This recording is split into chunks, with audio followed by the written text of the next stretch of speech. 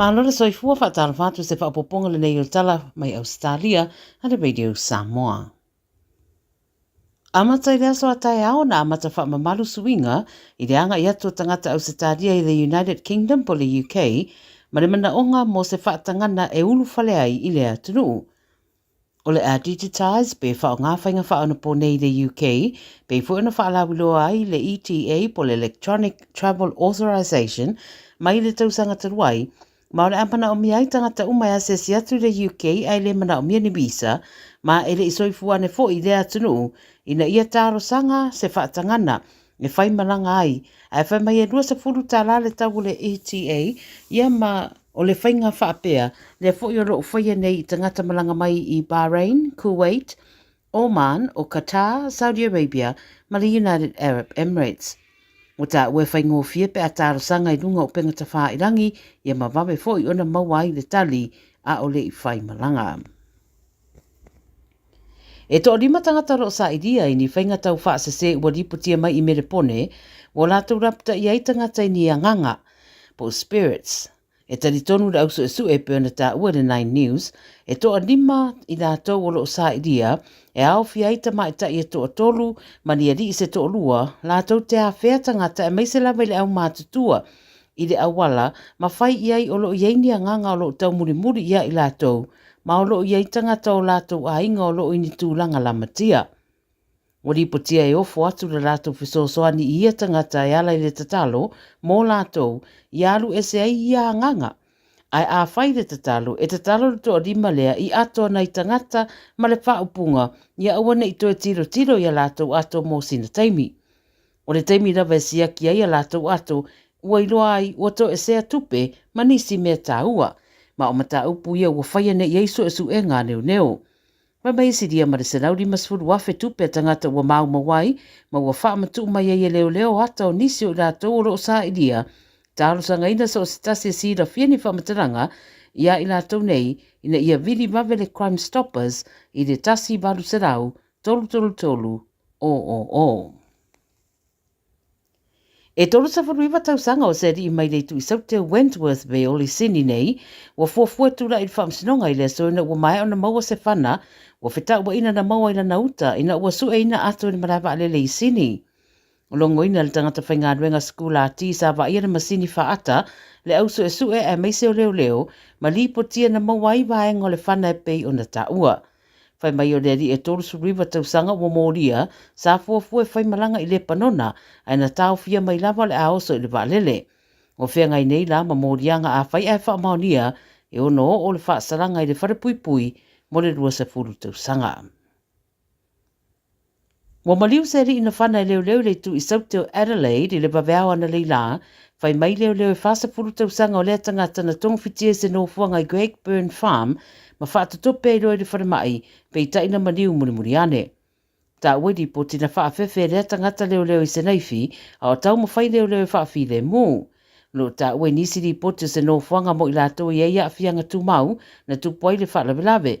A whai mai ele i eise leo leo na whaamanu alia, a olo o fuafua lea wauri nei e whai eise whailua inga leo leo matu stala, i se tūlanga la tamai wo i eile mata upo. Tala muli, o le afi tele na sasawane se tasi o malai tutu ula wilo i merepone, o lo o masaromia e leo leo na amataina e se tasi. O le afi na sasawane le Caulfield Racecourse, wha lea ngai nai vaenga o le malai ma se whare ainga, ma watu i nai ma se lapta inga i lea wha i tu i le asu, e alua ne mai le afi. O le te o le ono i le taona le ilana sasawane i le afi lea, e le eise soifua o a afia, ma ua wha awau nei le su e ngā leo leo po o aitonu ua wha tupuina, lea fo i wha lawe e mai se, o lo o sira fia le leile bevela o le tau, o lo o a afia i le tele o stete o au se talia. O lo o wha ngā solo la le su e ngā mo le sa idia o le stangata po i lato fo i na amataina lea fo i wha me lawe. Tala ia Radio Samoa mo le nei asolua, ia mau fo i seisi wha poponga tai au, manuia ngā ruenga o whenga ia. 24 hours a day, 7 days a week, Radio Samoa streaming live on www.radiosamoa.co.nz. Hello? Mom?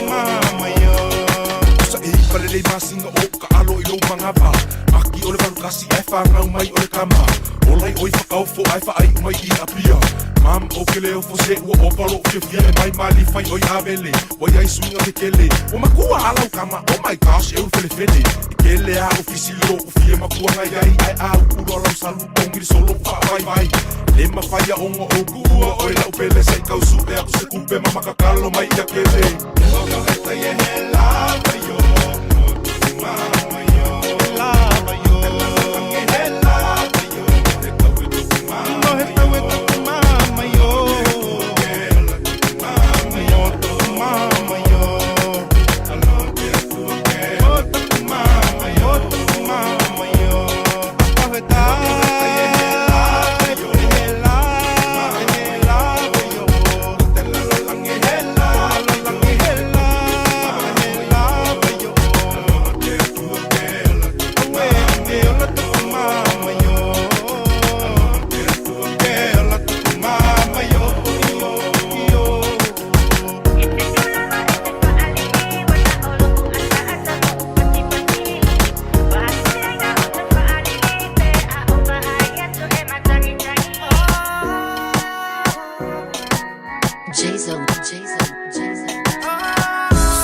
Tele mana o lava e fa a pele pele o ene I e matanana e nana lava lo ualofa ai fa apolonga o e pe e te masola sola e te feel lava e to mai le se file mu e te lua fea nai o te mana o tofo tofo o e fia ilo me ana e ilo lo to e ne I e fa atanga file mai ai o tonu o lo loto Olele ona fe ai Ole fanga ole tama futanga na ona feo feo I lava Ele itai tai yo se tai mi e sulu ina I se mama Sunga se ilonga ha e pasi Ola usu e na pe e te lava ono sai Fa ato atano no fo moi Ai ua mautino halo halo fai o ile oti So a ufa alisa o atu Lea lo famoni lea o te no fomau Ele o sa o fia tama matu Alo o fia manu malo ila o fa Te te fulava e te faali I wana o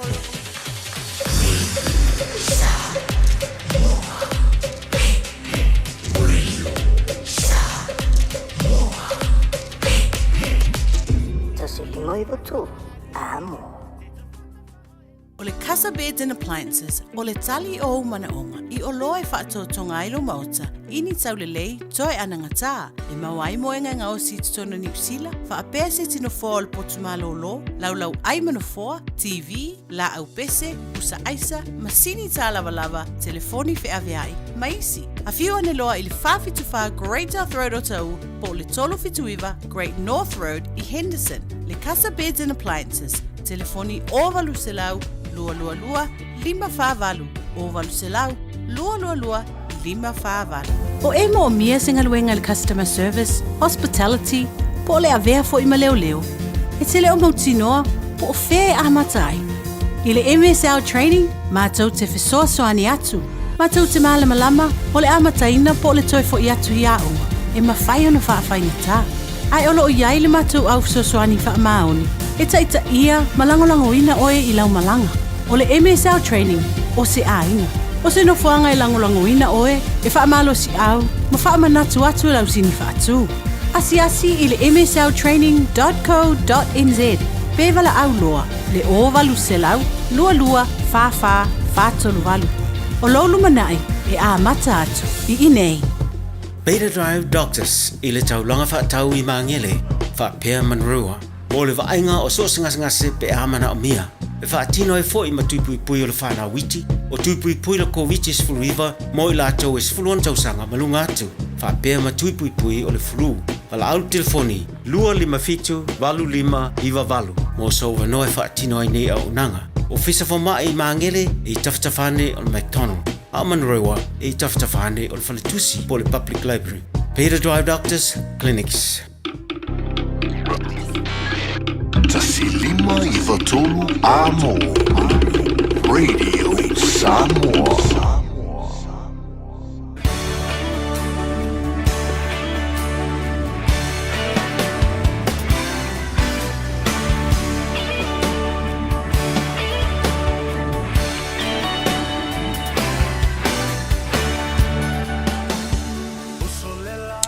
O te whiwhia lava fo e toi whawhilo i atu ia ma whatalofa ma o wholofa ia te oi sa mo le atu nu pele le nei fo ia so lua o le vai aso. Ia ua Gagaifo i ei Faiva o le atu nu. Ma lo le ngā lurue, ma lo fo i le tau atai ia ma le lava papale ma le ono sai i tiute ma Faiva lo filima. Sa ngā patia i le tai au ina ua ngā e maoso le la ala usu le atu nu i tiute ma Faiva masani. Ia lea ua tātou wheiloa i mai. Ina ua Gagaifo Faiva mamalu o le atu nu pele. Whatalofa, whamalofa le soifua manuia. Whamimoe sa manuia le tai au. Ia sa whaifo se malo longa i le teimi o le sfururua mawai ainga. Sa ili malos, e wha wau mai ai. Se i o mai ina tale i tūlai wha. Ia por koloki fo i po le saini le pepa. Ua e mana valo ia i le awhalwha po le tāwho o le tūlai lima. Anga le lei o le atua ua lai o na tātou penei, sila whai fo i lungo pe au ma ngalu o le ea, ia e le ngata i upenga ta whai langi e wha pena fo i le walesi ma le ala leo wha sa le lau le si ufonga o Samoa, le radio Samoa sfulima i watolu a moi au kilani. Tau walunga atu ai fo i male au nanga male tautua ale fitalenga i a whonga bua o le vai maunga. Po le tō whafo i a seu manu Francis Ioane. Ia ma i la tau sa tautua atu le tai au. Sa i o mai fo i le fia mai show. Ia male aua uli ma whonga bua o le vai maunga. Ia lea o tātou wheloa i fo i pu e o manu ai le o pu e o mala. O luma o le nu, wai le o tua o le nu. E ui lava la ina iai ia le wala aupa ia le atua, ia matala wha noa, ia o le loi mata malingi ma le loi fonga pa u. Ia ai tele le wha tua i le atua. A mia nisi, ia ai tuua i tātou, wha tino ngā luenga au auna i isi tangata. Ia mawhai o tātou tiu te pe o na tofi iai tātou. Lei a tau sa vea leo rua i ali i muritalo. So alo se yuli le nei Al Harrington tu manuwao le vea. Aftai le tua. Sa haufa la le lei le tua i le walofa mlauanga le lei e tau muri ma le wha maoni. Leo ufusi ai le whau o malo. Wa moli fo i la palapa o malo i le tai au. Ia whapena fo i lo ulangona ma lo uloto. Le nganga whaaftai i le tua wale ia sisi upu e tua atu maluma mai o le whaaftai. Ai loa i a tātou me whai. When we feel that great appreciation and the love of God for you and I, that's why we're here. O maua le ola malo si whaatino ai tiu te mawhai walo whilima mga luenga tautua i nā i le tātou o tunu. Whatalofo e le tāwhtolu o le vānu nofo Samoa, pa ia mamalu fo i wha le malo, ia ai te inane fo i o pa ia mamalu sautua whawhawha o pale solo. O le mamalu o Samoa e li po iai o na tulanga whalupe a wā tama mainga inga fo i matama. Le usonga ia tu mua mo pule i tu au ma la taua a inga i le taima le ba o fonti ia o tama fo i le manua tele ma to o le whale ula. Na o na sa ui le ba, o le na o lo ta oto i lima o whale upolu o to finga o le lato matafa i oi le na. O le osi ia ma pui le vānu nofo ma le vātangata ia i upu e masani ai i le launga ma le ati o le tula fale ma le fale upolu. I ana tu maanga, pe fua me mari fo le mai si to ina ia tau le mātou te mā. I au tau papoto. I loa aisi whata mari i ai pamu whawhale upolu. Tātou tali e fwe ua o so se teimi tātou te wheilewa i ai. Ma lei ātou sa vea, o le ata lava le mea. Mau o le whiwhia, ia, ma whapena whai o na tātou whasoa i mea e onga ma le tāua. Whai whai o na te tai e le tō whā ma le whautanga le tunu. O moe sa ili. O le tō whā sa ili. Ia, le mwhai o na whangaroina o tau. Ia le au whai ngā luenga tutofi. Iau tau tiu te o lo turi vai ai i le tua ma wha no manu. A wase manui o Samoa. Le ngata i o lo tātu lau whanua ma ele o le atunu pele i Samoa i o lo wha muri mai ai. Iai whape nā fo i so se tafa le lalolangi. O lo o mawhai o na whanongolongo mai. Pa anga tō tina. Le tātou poro kalambe o le aso tō na ina se i mawai atu nei. Toi titi o le se lau fitu se fulu afi. 171,000 viewers and people that shared our program. O tau sila yen. Lale mea le ino maitanga te whaadongo longo. Ma mai moa. E tā ua, ma tā upu tātou te tala noa ma whaasoa i ai. Ina ia ma whai o na manino ma mala ma lama le atunu. O le mea la le whapea. O le tātou tiu te le nā. O le whaamanino ma whaamala ma lama i le atunu. Awa o Samoa. A olo i na manino ma mala ma lama. Se mata upu. Pe o se mata upu whaale tu la fono, pe o se mata upu wha porukiki, pe o se mata upu lava whaale anga nu. Mata upu wha pisinisi, o le mata upu wha loto i whale, wha vao ma lo, ia, wha pena fo i lo tātou vātangata. E marmalama loa, ai wa ila e lea i ai. Whai lo e tangata lātou whai unga le lei, ia ai. Whai unga le lei, ia a whihai, le ngata o se matai tausi a inga, ia pa o se tangata fo i o lo o ngalue ma tautua. Ina ia wha mau popo le ainga. O si le ainga. E ngata i nei ia wha pena fo i o tātou wainga i Samoa. Ma wha lewe lewe lo whatino ai. Ia le tautua ai tau malele. Mai atu nu i whafu. Yeah. And that's it. The intelligence and the knowledge is power. And power to empower our people to make fine, good, better decisions. Yeah. Tele yo mata upu tātou te o ia i le so, a mata mai lava le keiso la uli, se i o mai i le whao uina, ma le whapa ia ina o tofi, o le vasenga o sui au, ia po i la tofo o le fono o sui tofi ia.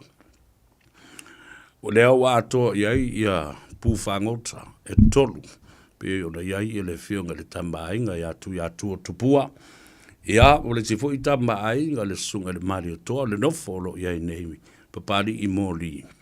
Ia, ma le papa, ia le la ulu, mapusua, mapusone, mai i le motu tele i sila. Fai, mantua fui o tama nei, umno o fui atu. Awa sa anginga lava le ea.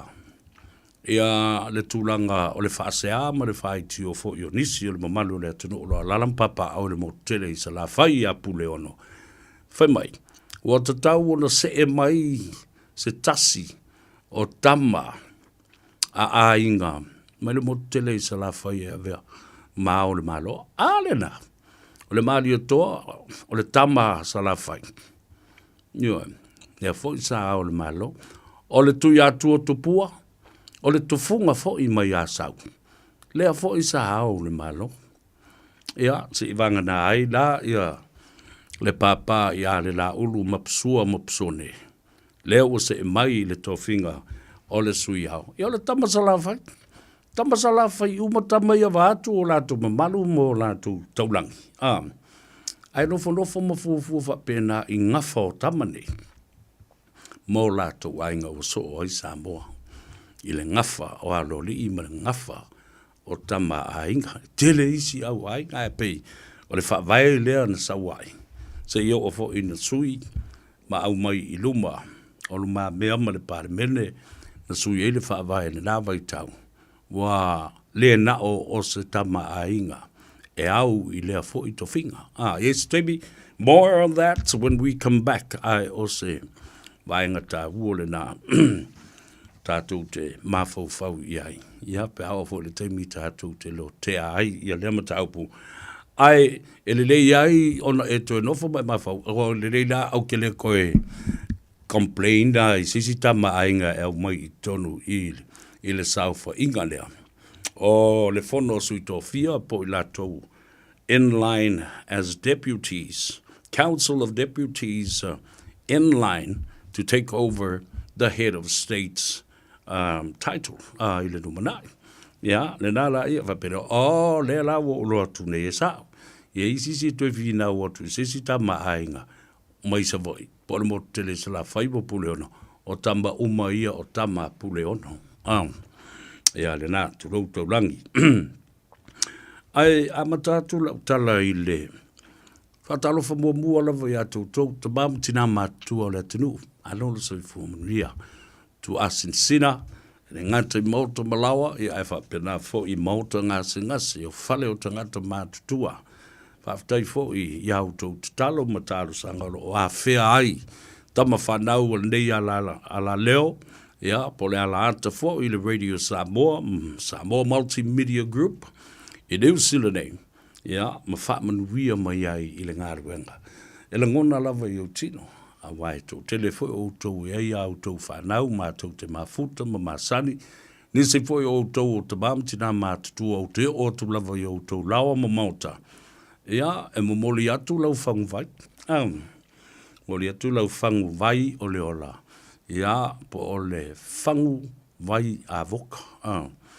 Ia mana tua foi o vai nai lua es o le si vai lea sama o le ano. Vai o le ola le nā. So swani lo toto mawalunga. So swani fo I ate o I ngase o le fatu ma ngase o le ma le sela. So swani I ngase o le toi tau wha le lei. Ma tau fono I o fatu ngao. Ia wa pena fo I ma le vaenga o le ate. Damage, liver and kidneys. Ia, wa pena fo I la I meo anu ngase fo lele mamaso tinga. Ia, whape fo I le so ongo ponaivi. Wa tau le mwhai ona, ona la lao lau vai, wharipi ke aru e koso lau vai ma ki ngāo so ongo ponaivi. Le tamalea, tamalea, so soani tele iat, o I le ngase o le ngungu. Ia rena. Aue ke maka muri mai whaasua tūlia fua. E whao ngāle vai mwala au mai ale ata o sa vea. Mai sa ka vai se, ka fiola fo ika. Ia ale o le nā, o le tātou vai a voka. So soani le nā ele ngase o le kānesa, ia po le pala a ati. Ia ele ngate o le kānesa o le fatu fo leo, ia po le fua o le tane. Ia, o le ngase, le ta ua tātou le prostate cancer. Ia, ma le ngase o le susu. Breast cancer mo o tō tinamo ta mai tai. Ia, ka le lola po le ala le mea o le mawai ma ka malo lo le ngā me o le afu I o le breast cancer. E au ngā le vai, o ke aka o ke alofa aku ia te utau. Nai maise o utau le tu pāo o tani. Ai zau vai a waka. Walau mai ele a tau e ke alo I fua le ngā mea o tātou umalama. Tātou te fia maua le malosi. Ia, whatinoi o tātou ngā ruenga, o I tātou o lo tausia a inga. Ma o siosi o tātou ainga. Hei mana o bia le malosi. Ia, bia le malosi. Ia, o tātou vai whale nā tūra le nā. Le me whai o na whasoasani ai tātou awa. Tātou te matua le I loa po a mea le palu I me o whala au a whomai. Pharmaceutical companies in the world, are making things very, very difficult in terms of the cost. O le tau o nei mea o whala au. Ia matonga fitinga a o whala au. Ai loko sisi asu o vangi whakuasi ki o sisi mai folo. Pongi whasi maa, pongi whaku mau kengi. Awawa ai nei I si tangata le sole e ka I lua se fulu whala au e folo le kai mea kasi. Ia mara tātou vai. Ia tilo atua ia ima mea o lo whai o mea o la au whaale natura. Le fua o le la au, o le lau o le la au, o le sua o le la au, o le pau, o le a o le la au. Ia wa ato ina o le to mai maanga wa a wha na mua na, indigenous traditional knowledge. Ne paru il kamai. Al mena mari e wa oso ia. Kusa paru vai so alo leu tele. Ia na baila ia kusa e sample ma testa I lang whanga okay se po nga okay I re ngungo vai mai ngā roka kale a vare makau fa suaki ai po poro pa ko me oi good boy kalva si o kari le ila o le seki la ro vinga e o lai fo ila kanga ka le mele ya mai langa e fo ko e masangi se whanga yeah, but those were like guinea pigs. We were used to test these traditional medicine. Ya lele wo manu ya mawala ya to sila la. Alto ina lele alu sfarma. E faya ma palu ana vai ma mea na ma. Niwen. Ele alu sfarma. Ele ma ile to ina. Se yo o lava ina o se lau ma le ono na tausanga le matua le soifua. Ona ua matua lava le soifua ma le tino. Niwen. O ti fo I o ti mala malama. Le I maua se meta o se dementia po o se meo me fo lele o ai si fa mai o le ngalo o meo. Ne I fa pe na le to ina le ato se vea. Manino le mala malama. I le teimi na ia I lo ai. Ua vala au ma ilo na matai. O tala na ele mwhaina ngalo. Mana o sana I pususu ai te ua fai mai lau tina lei walava ia lea ma auto I whala velave mai sesi ia teau o levan tau no malo lo mo o fialu foi mo ini lo matal toina le na mo e atua iala ia lea se ia uma le leila na mana le ai se veves ia efta ngisi lava foi on le alofa le toina iona tausanga matua io a o na sulunga titi na tupunga mai ai le fia afe o mata ngata I fe wa ingin ya tate langona ai ne nganga faftai I le atua I o tātou tupuanga o mea na tātou mafu ia le na fa talo fola ya te ol te mamal tina matua fa boy sa manuia lo taiao sa la fa I fa nunga le lei ya fa pena fo I onda o se tau maftanga le lei ya le malu o le taiao o auto tonga fitinga ya auto a fala au te tau na fa inu ya te yo o mai fo I ya auto appointments e o e va ai le family doctor but to avoid no voyat ele por Colombia lea mate talano ai ma le tua fine ia e te vise Ioane. O le ki ma le te tala o mea umalawa every service provider o lau family doctor. Ioane. O le family doctor a whai o mana o stoto ai lau family doctor. A o mana o sa world chair ai le family doctor. A o mana o ina iai ni swinga alterations inside the shower, yeah, po o le hallway, po o le stepu, e whai ni rails, ma mea wha pena, tonu fo I o potu moe, ma potu malolo, o me le si o fo le sa vani ma pi ai le to ina, me umale na, o lau family doctor will provide the information to the service provider and they will come and do it. Ia mana tuol tātou numera fo le health line. Ia po le help line fo o valu se lau ono tasi ono. O valu se lau tango e tusi le numera le na matu umwhapipi I lunga o lau fulisa po o tafta le TV se me e masani na nga I po le mele tau tawai ia le fui ki.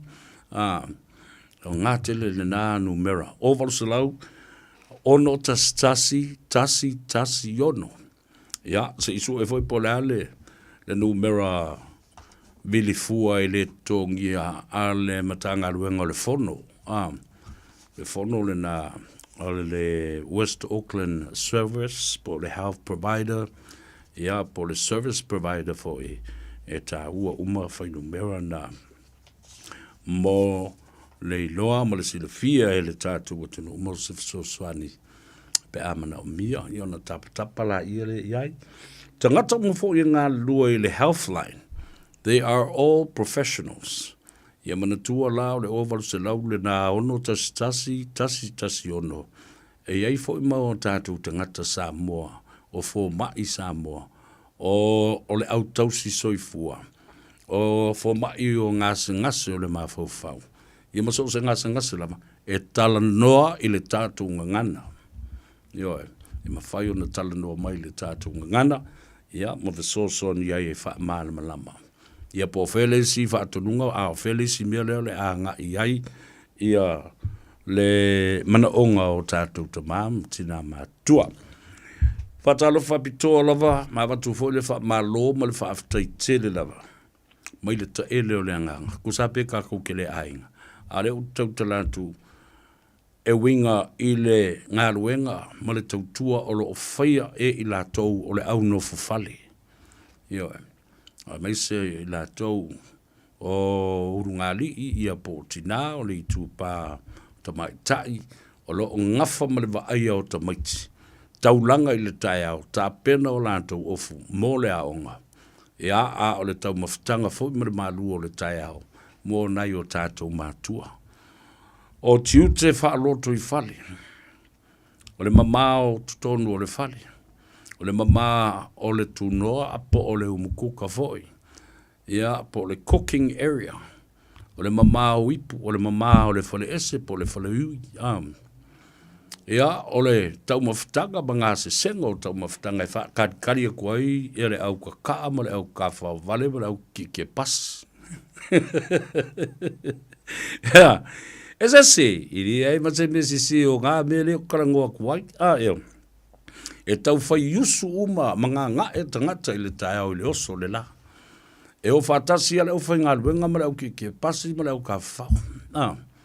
E mā nava whatasi mai fo. Ia le na.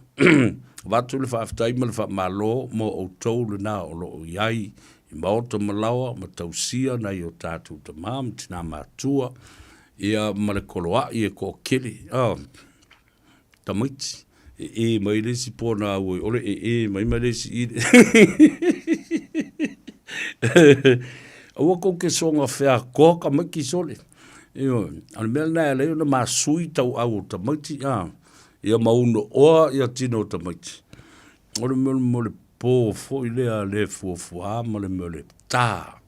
Tā tua ole mea e ka i kālo.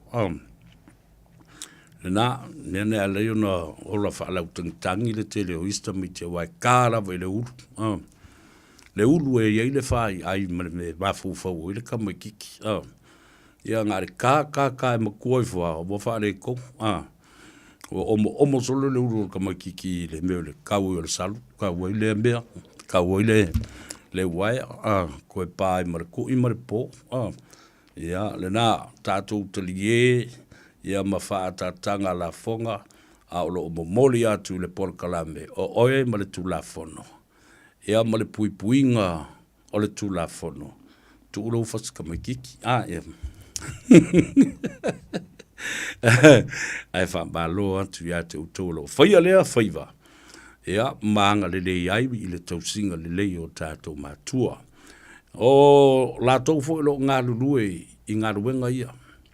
E tau mo tele, e le o se ngā ruenga whai ngofie, a service provider to provide for the elderlies, mō tātou tangata mātutua, ia wau tau sisila ne iai mata upu e māsani o na au mai. Ta po e mai videos, ia ta māmtina mātua, fo lelu wa ave i whale o tangata mātua e tausi ai. Ia e watu e anga leanga, e le au whai ngā ruenga, tele tangata o tutuli ai, ia walanga fo e pressure. Ele fai ngofie le ngaruenga. Ia o nisi la o whaafita auli nao lo tu la i mai nei. Wa tipi tu la fai ngaruenga. toi pa ma le tutongi o le itula. Ia, wa tiri ai. Nai, laku, o e kaulele, ama e kalavou o inga. Ai ke fo i sua pe iawe o le siko i inga marisi o le matua i le matautia. The working conditions that surrounds the place that you are working at psychologically affect your performance and even your physical looks.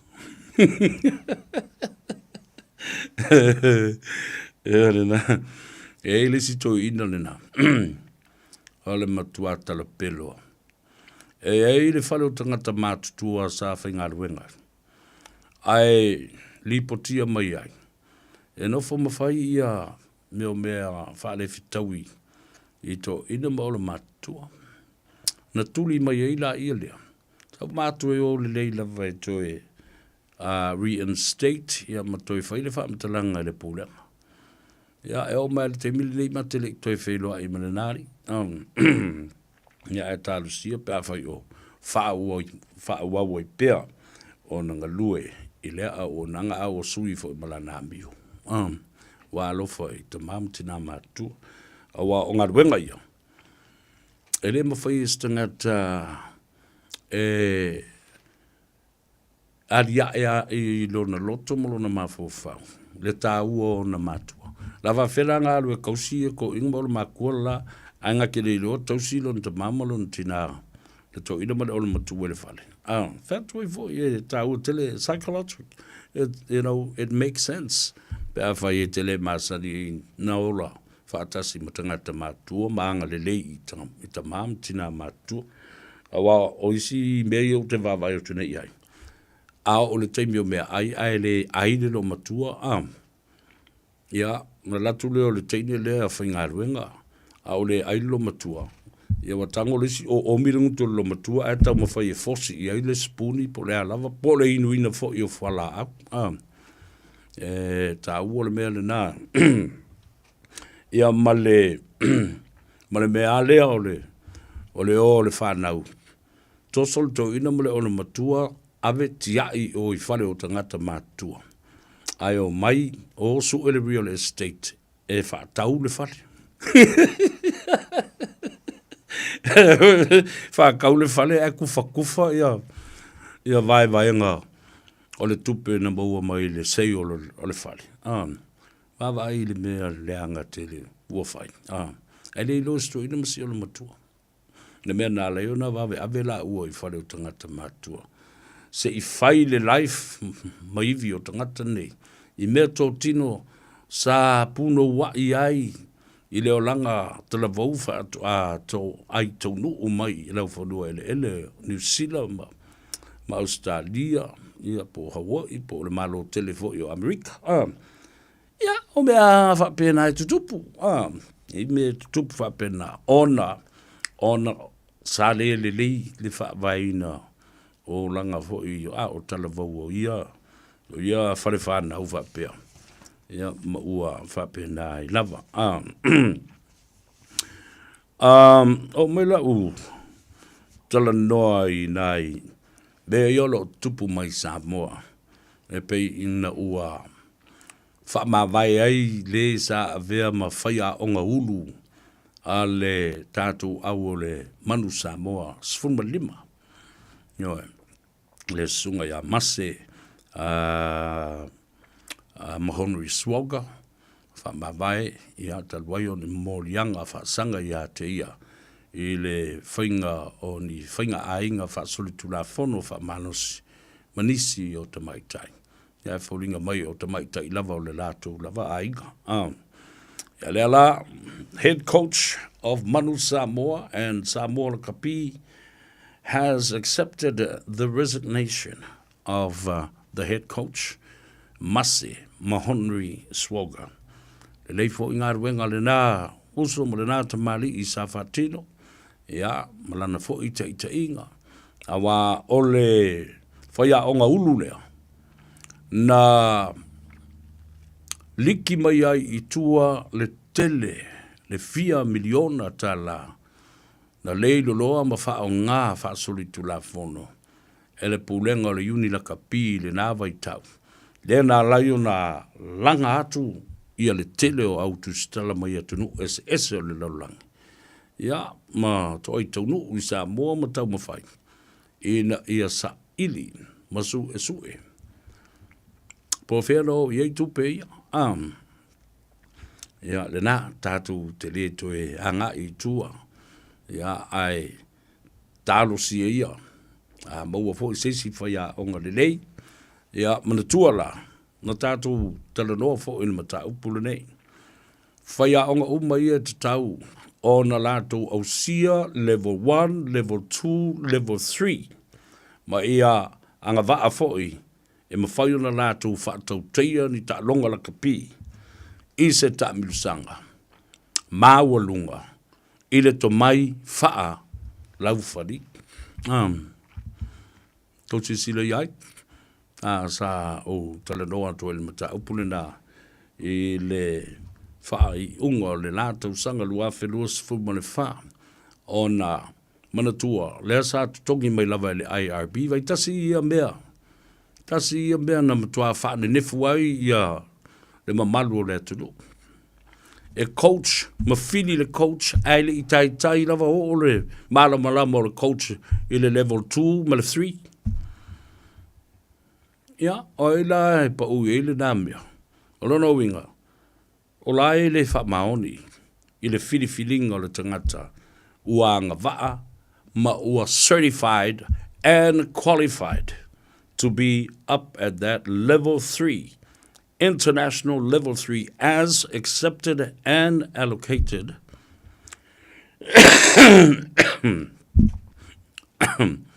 for certification and qualification. Moso o se whaia onga uru lava. O lava le tātou whaia onga uru. O le manusina, ia ma le whetu Samoa, au o tinam te maitai. Ia sa o le au tinam te maitai, o walanga lai i tina lai ta alum ta mo o yon mkwa malo losi ia au. E nei a lātou whanau, ta ua tele le na.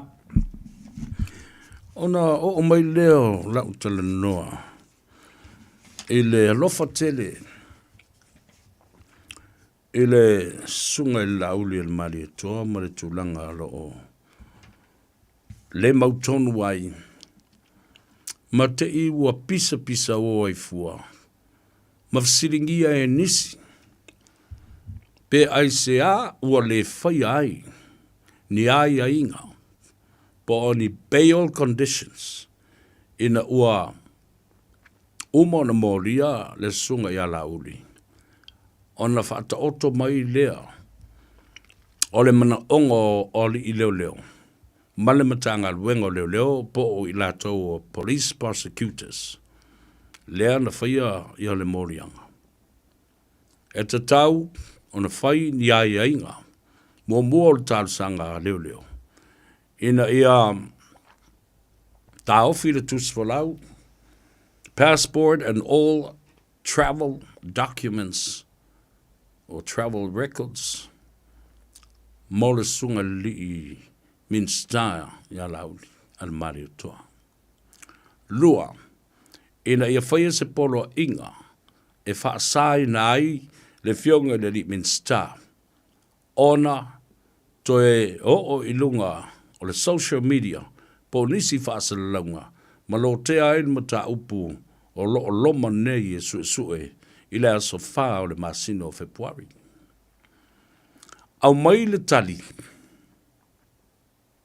a le sui le stala, ia po le sui CEO voi, po le sui lea o le sunga le pali tele, John taima le langi a fele.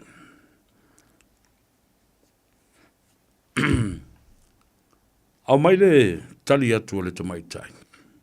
E le wha malieina. Ia. O lo o ta iala le tula fono. It is not the discretion of the court, of the registrar. O lai iai le tula fono e te tau na munmuri ta iai. E pe o na whata oto mai luma. O le Criminal Procedure Act 2016. Ia. Le nā. o le Criminal Procedures of the Crimes Act 2016. E le whapela e pule le stala i le matau pulea. O la ai le tula fono lea e te whaalongolongo mai nei ai o le la utango e. E wha maoti ma wha matala atu i a te oe. A o le discretion a le court. A le wha msinonga. Tulo. Whai mai ia le saunoanga fo le sunga le pali tele. E lua ia inga, e tele a ia inga. Ai o le Criminal Procedure as Act 2016. O lo fata auto mai ina. A whapea e whaia se whai unga. E alana whaia whai unga. E fua i le whaapale ni ina o le sori tu la fono. O le na sori le tu la fono. Po o lea au mai ua moria ona o lae manatu na ia sori se tu la fono. E fuafua i mea nei. O le custody, tau fia pea o le mea lae me whai nei a Samuel. Tau fia nei. Ona o iei le popolenga le na. Ai mafua ona whai tutuunga. Maa ia inga. Po o le whaia, po o le whaia fo i o le tutuunga. O le mea le tau fia wha malmalama ma wha pula atu. Ona o le o tau whai oso mai tangata, e o lava fo isi a wali i wha asale lau. Ma la tau tusi a ngai le wha msinonga, tusi i isi tangata ma whai pe ma fua i sea. O isi wa tusi i le newspaper. Wha oso le newspaper le Samoa Observer. Ina ia whaia sana tala e winga e le matau pulea. Ia, pe e te tau ona te tala i tua le tangata, pe iei a inga o le tau fia le tusi folau. Lea na utala noa tua i lea so nafi. Bail conditions. A le wha maninu lei mai lava. Pe a whai e te tala i tua le tangata lea. Ini ai a inga po ni tuunga. Whamata e a fia ai, ilana sori tu la fono lena whai. E a fia ai tangata lautele. People in the public domain, are they protected? O le fuafuanga fo i o le tatala mai i tua, po nisi fo i o ni ai ainga. Ina ia au ai, ne i whaala velave, matala noa i mori mau o leo, po mori mau o le a whaonga ina, i le aso ole, whaamsinonga e winga le tulafono leo ua maulia mai ai. Po o sori tulafono ua maulia mai ai le tangata. Whether he will be tampering with the evidence or interfering with the evidence and witnesses of the prosecution. Ne i tala noa i tangata o morimau mo leo e winga le mata upule nei, ia mawhapena ona tala whianga i eile whai, ia po le whai a fōi o le mata upulea. Ai, o te whiata tai o le mata upulea, pe a mai ia le tātou malolonga leo le a whai nei, so oi ma tātou tala i vai whanua. Ia, pe a tātou toi fōi mai ina o toi fitu minute o na tā lea o le itu la e lima, e le au unanga ma le whaapoponga o le tautua, o le ngā Gagaifo o Faiva o Samoa, i le nei fo i asolua.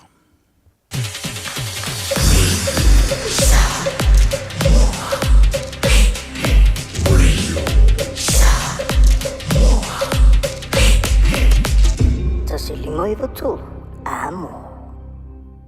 Talofa Samoa, o Ateshna Ryan, o le Licensed Immigration Advisor mo le Auckland South Immigration Consultants. E visosoani mo so se tu ai ngā visa e malanga mai e New Zealand po Australia. Telefoni mai nei loa i le o valu o tasi o no valu wha fitulua. Po le olua tasi o no valu fitulua tolu o. Avia maua sosa, Omega ka, ia maloi moa, Omega.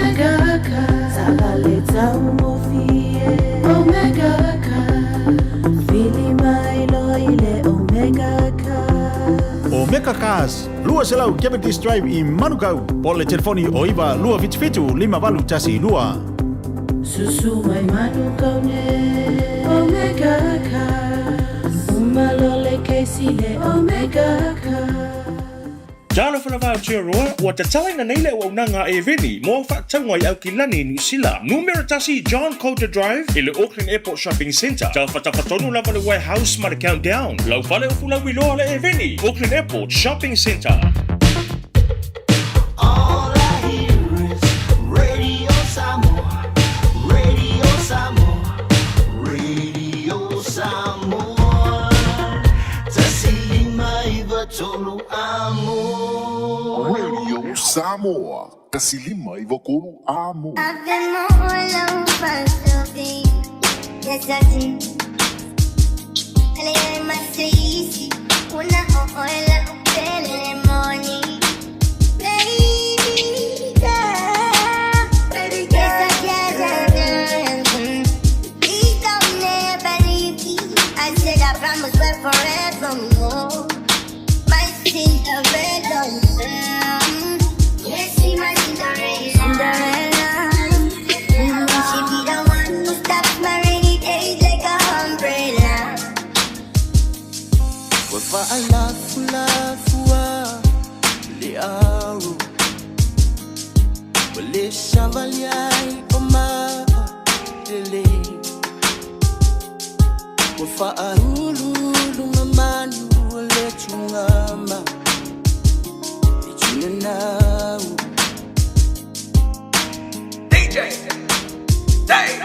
Simbak mau pe ana langona iloloto. Mashe e ofu lo ofu she e tofu.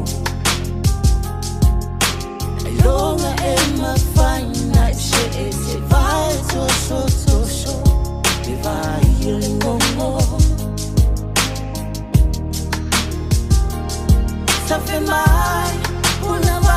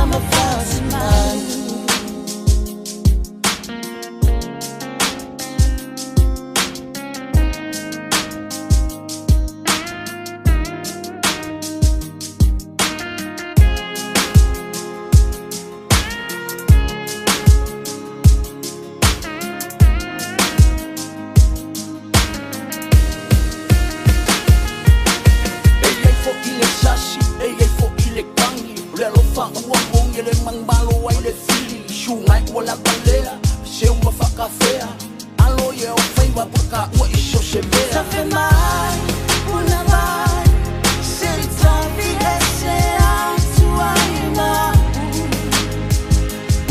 But you watch boy they se manu e lo faço o lava ele wa o fa manu asu ele só foi a lua sama faz mal. Yo, it's Love That King. It's another one.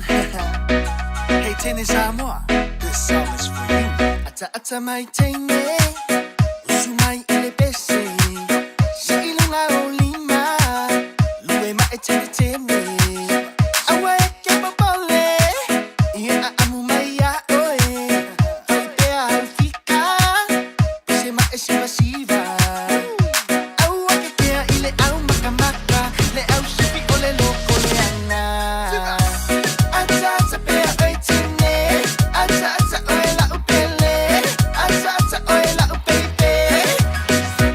ata mai teine Usu mai ele pese Ilunga ulima Lue ma etene tene Awe ke popole Ie a amu mai a oe Fai te a fika Bose ma esiva siva Au ake kea ile au makamaka Ne au sivi ole loko de ana Ata ata pea oi tine Ata ata oe la upele Ata ata oe la upepe Superman.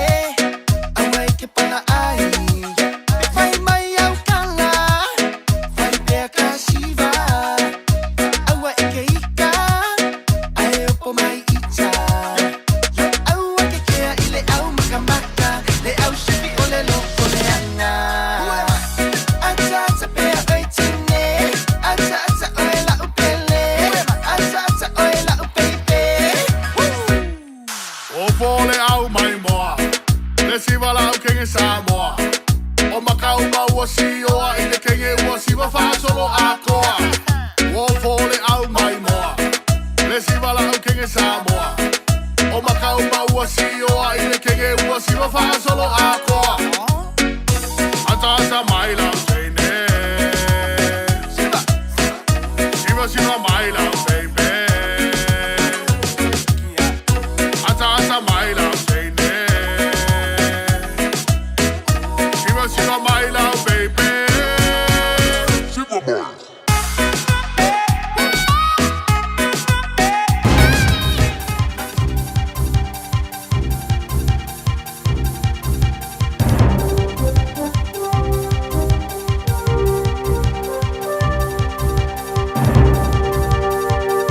Talo falava o se whaapoponga o tala mai atunu e mamau ma le Pasifika i le nei fo yaso.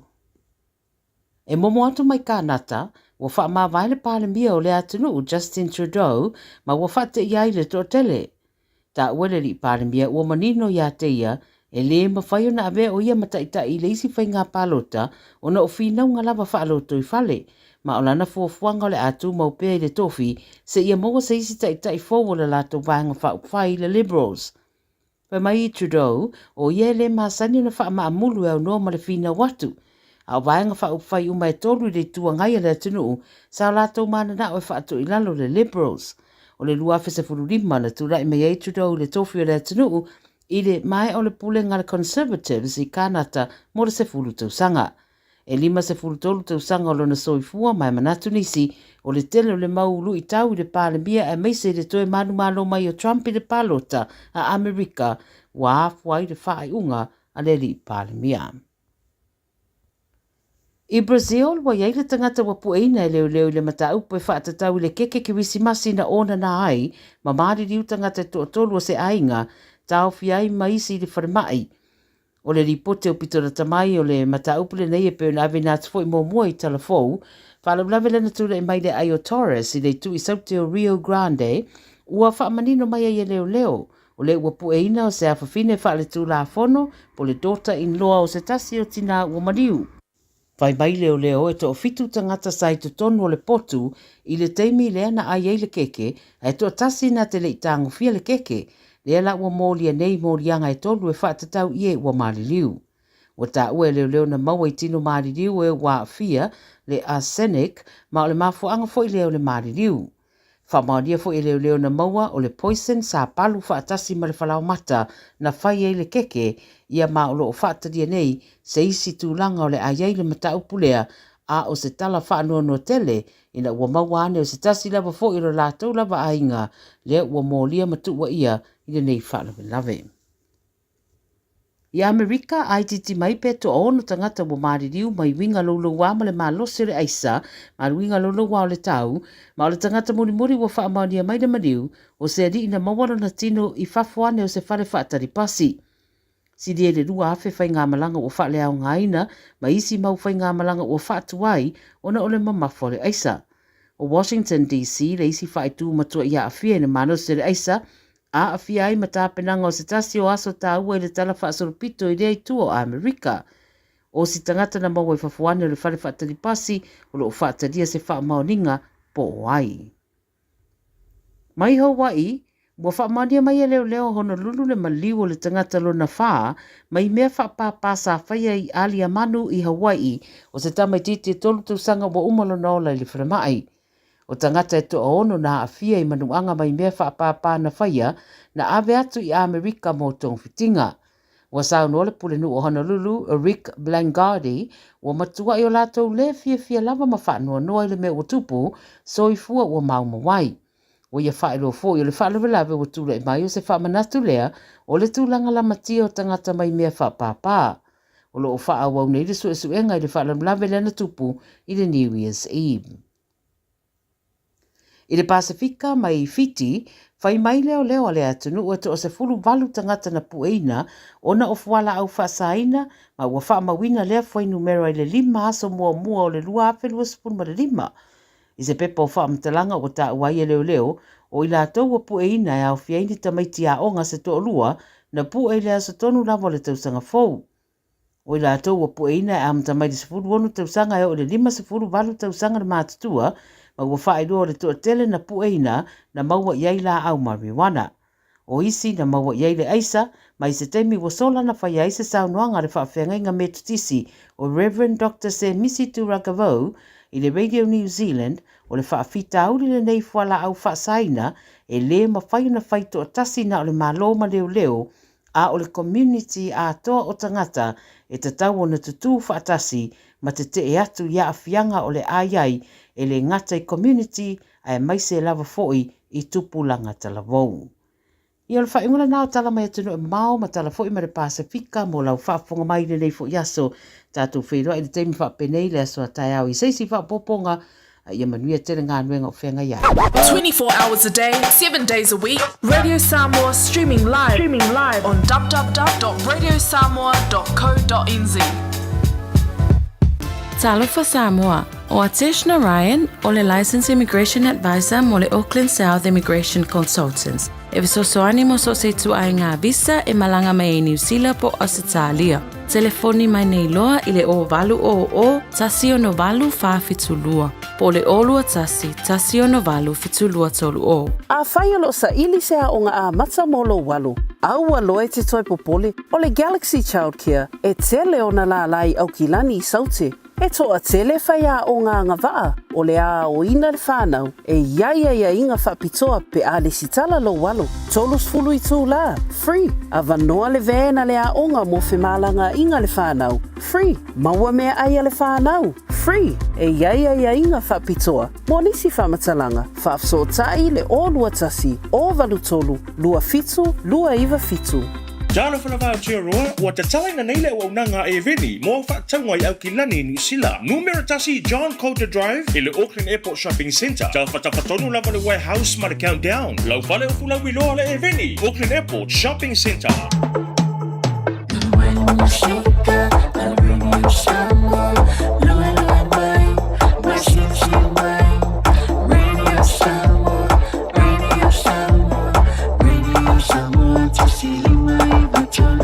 Radio Samoa.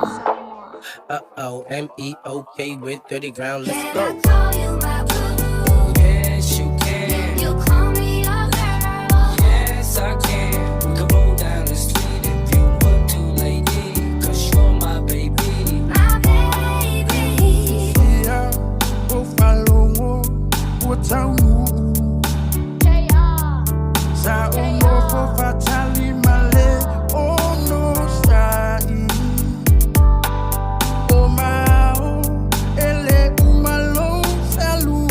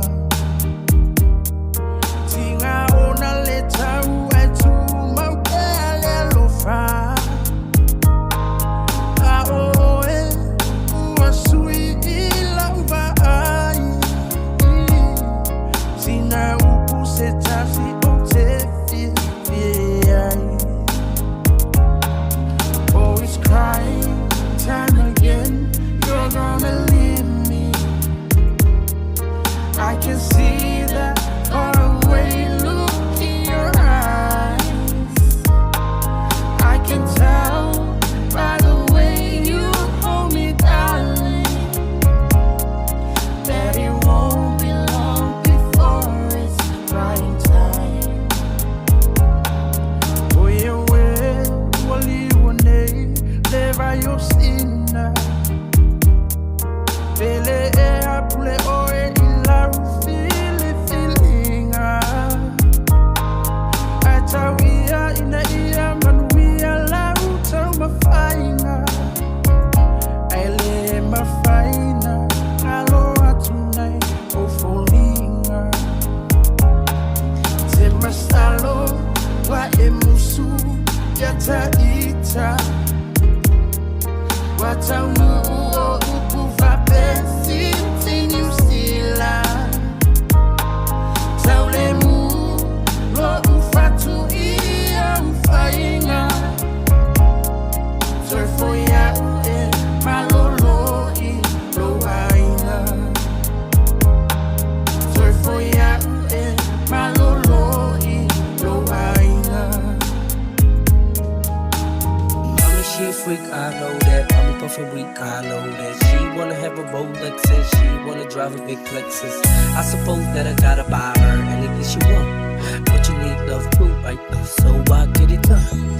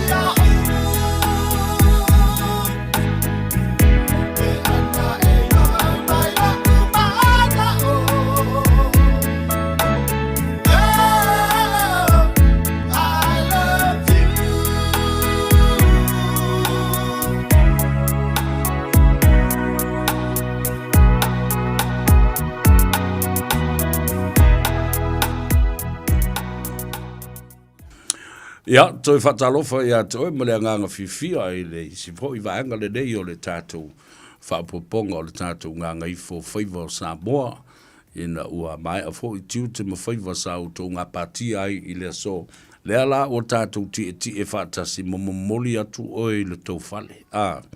Whatalofa I le uso ia vautu ua, ia, au ni o tai au, ia maua ai fo I le tātou sa palai o le tātou vai a voka, ia whapea fo I le tātou vai o le ola, ia whapea fo I le whatalo whatu le uso ia la ulu mose, ia, alole soi fo mduia, whamdui atu le tau sanga fau. Rau mai lea o la talendoanga I le mata, upu lava lea o le bail conditions. Bail conditions bena sau noa le fionga I le li loia o ia fo I o le ofisa sili ma le stala sinia fo I le na o le tātou whaamsinonga le ngata o whaamsinonga whanua maswafa ia whapena fo I whaamsinonga savili taupu tau savili le bao tangata ia whapea fo I ia solinga tu la fono la tātou toi fo I mai le taupu le na langa o leo wato ai tau nuu ia le saa o le fionga le swafa leo Pepe Tala I Junior ia le ua se mai ia awa fo I ia se tātou ripoti ia mai se fo I o le fionga le ripule o le tātou telefoni fe avai Digital Better Together ia fatalo fatu leo Pepe ma lo le malanga manuia fa manuia fo I kilisi masi ma le tausanga fo a moe o lo manuia lau a fionga. Ia, ma le toi taliu mai, ma le ainga mai Samoa. Ia, ari ropo o e Samoa lava. O lo o faa au pea, ia malo longa ma ta faonga ma le whanau, ta lofa lava. Whawhelo i atu i lau fionga le ataua. Ia, tu lo fo i o pa ia mau mamalu. I pe ona tau ave fo i te leo o la fanga. Ia, whape fo whawhelo i atu le sunga i Isaaku. I le lua sa se lua le mea fia. Manuia le tuisi masima le tau sanga fo. Ia, o le ua toi tau nu manuia mai whanua ia le whainga malanga fo. Ia mao le fo ua te whatino ato tātou ngaruenga i mangele pe ona masani ai. Ia whaftai le tua. Ia wanoa usaunia. Ia o le nā fo ie o lo o maua ia le soifo manuia ia lua sunga fo. Ia awa fo i po kalame tau ave pe ona masani ai. Malo lava soifo manuia. Alo fo le soifo manuia, malo mrang manuia o staimi le lei ma le tāua le nā sa le mo i sa utou malanga e ta fau fo mal whanau a sa whaatino pe lava ia ngā luenga au auna a le tātou telefoni malosi le digital ia le asa tala mai le taimi na whai ei ia tātou sei fo le whai ungo o le tausanga. Ia, o le vaenga taua lava le ataua se i whai atu pesin whaamtalanga langa whaatumutumu lia se tātou atunu o Samoa. Ia ona to telo la to sa atu. Ia i mafutanga fale ainga foi po ta faunga fale ainga. E pera masa a fenga ia maso fifia. O le metaulia lava ia o le ele i se fale tono le tatou au nanga ona sa ta penal tatou company o le amatua to telenisi ia e anga ia tu i Samoa ia a fua ia i mo na New Zealand lava. Ia a whai tolu, ia a malanga i le aso, i le mole, i aso i lusfu lima mua o tesema. Ia lua se lau, ia tangata i le malanga pe o wafo ia, lona winga la te leonu se lau tangata i le aso. Ia whaatele i le lusfu lima aso, mo na o New Zealand lava. Ia o lona winga o matua i toa tele o tangata whaupopo. Ia na o atu i Samoa. Ia ai sa tamu whai tātou company, ia lava tātou SIM card, ia lava ia le capacity fo i roa tātou network. Ina ia mwhai ai ona whaupopo atu ia i lātou sa siasi atu. Masalo tō tele atu tangata ia nsai tono Samoa ia te sema. Ai lo teimi o fontanga ia le tokam lena mai atu. Ia whai rā whaupopo e Mausitalia, ia mai lātou fo i o turisi. Wasa vai fo tō tele o turisi mai Europa, ia mai se atu nu o la langisanga i atu. Ia ono la tau fuol te minei o lai malu luo la tau atu nu. Ia amana o mirta whaori tau mawhanwhana. Lela na la anga i atu ai Samoa. Ia ma sa o tala fifiana, ia sa o keimea uma tau mwhainga tātou company. Ia a fo ini vaenga sa tau whale tonu ai. Ia tutatong, ia o nai vaenga la iti lava. Ia a li whapeana vai ai le tūlanga wholilo le mai tau atu le teleo ata e lafo mai o le teleo video se lafo mai New Zealand nei a inga matamatai. Ia i le teleo mau events mi whatasinga sa whapea whatino e tono se o tātou atunu. Ma dia lava, ta ua tele wa na o mai i tātou talafou i vai whanua le whionga le alori, ngal mana tumanu wau au tanga vaia tipi au tanga vaia. O le tausanga ese le nei, i le matautia o le tele o meli na whiel tātou atunu. Ai le ise meri i lalo ane o le afe lima se lauru pasesi. Ono o tau mawhainga nisi fo i o tamali i e pe o nei eile Beetham Brothers Enterprises.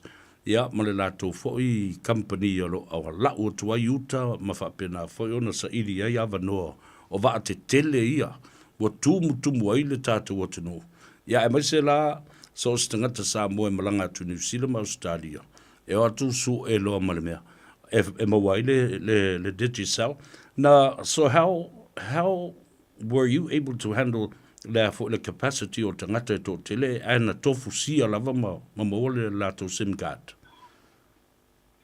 O le vanga ta wole leo le planning. O le asa plan le tato company le teimi le chokam ina ia lava capacity lungo network e handle la ia le traffic ta over le la to fa ngaina le internet. Overload. Ia pe o vai lātou e whaia lātou course. So, mai le vai teimel chakam, e o mele Christmas, o matua lava tāpena lava tātou company. E ui kai na matua tō tele lātou nanga i atu ia te sema, ia sa mawhai lava ona, e le i eise teimi fo nile na alua loi pe disrupt ia o nanga ale tātou company. Ia, ona ta o meile le tūlanga fo ile weta ua tātou se a Christmas. Ia, o le ua vai atu. O le tātou holiday package e tolu afe tāla. O le tātou top up sa whātau le whaloloa malafo i Samoa. Lea ua manuei nai, ma o le numera lea le telefoni a tangata sa whaunga e lafo ai, ia lana top up lea.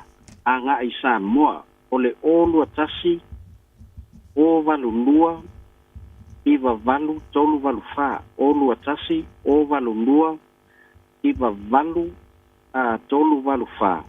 O le aso tolu o se tema, o le aso tolu o se tema sa whaatau e tapa ap malafo i Samoa i le numera fitu lua fitu, tolu wha. O le tātou entry lana, le ua manu malo le tātou holiday package i tonu lavo New Zealand, e worth tolu afeta la New Zealand. O le tātou whailonga lona lua le Samsung S24 Ultra, o le tapa ap sa whaatau whaloloa, e le aso iwa o te sema, ia malafo i tonga, tu sa le tātou entry i tonga, lea manu malo i le tātou Samsung S24 Ultra. O le tātou cash price e afeta la, New Zealand, o le tangata sa whangaina le tautua le ClickX, i le aso 21 November. Aso 21 November sa whangai tautua le ClickX, e la foi le tupe e le fitu lua tolu, lua o tasiono, lea ua manu malo i le afeta la maolis wafa o leo lo le starai le accounts le ClickX, o Tresla Marisala le aso. Tresla Marisala le aso, ia o whawhongwhonga mai, o oe leo whamaniaina, i le tātou cash afeta la mo New Zealand. Mo i lātou lo mafuta mai Australia, o le tātou holiday package mo Australia, i o le entry mai tonga, le tō whamaniaina le tātou holiday package tolu afeta la Australia, o le tātou telefoni Samsung S24 Ultra, o le top up foi sa patau whaloloi Australia, malafo i sa i le fitu tolu, valu lima i vavalu. Fitu tolu, valu lima i vavalu, le numera i Australia na whaungai la for top up, sa whata le aso luas fitu o November, o le o wha tolu whaiva, i valua tu wha, o wha tolu whaiva, i valua fitu wha, o le tātou entry na mo Samoa mo Australia, malor tātou Samsung S24. O le tātou wafeta la Australia, ia, o le tapap sa whatau le whaloloa i le aso iwa o te sema, sa lafo i Vanuatu, le manu malo i le tātou cash price sa wheta la.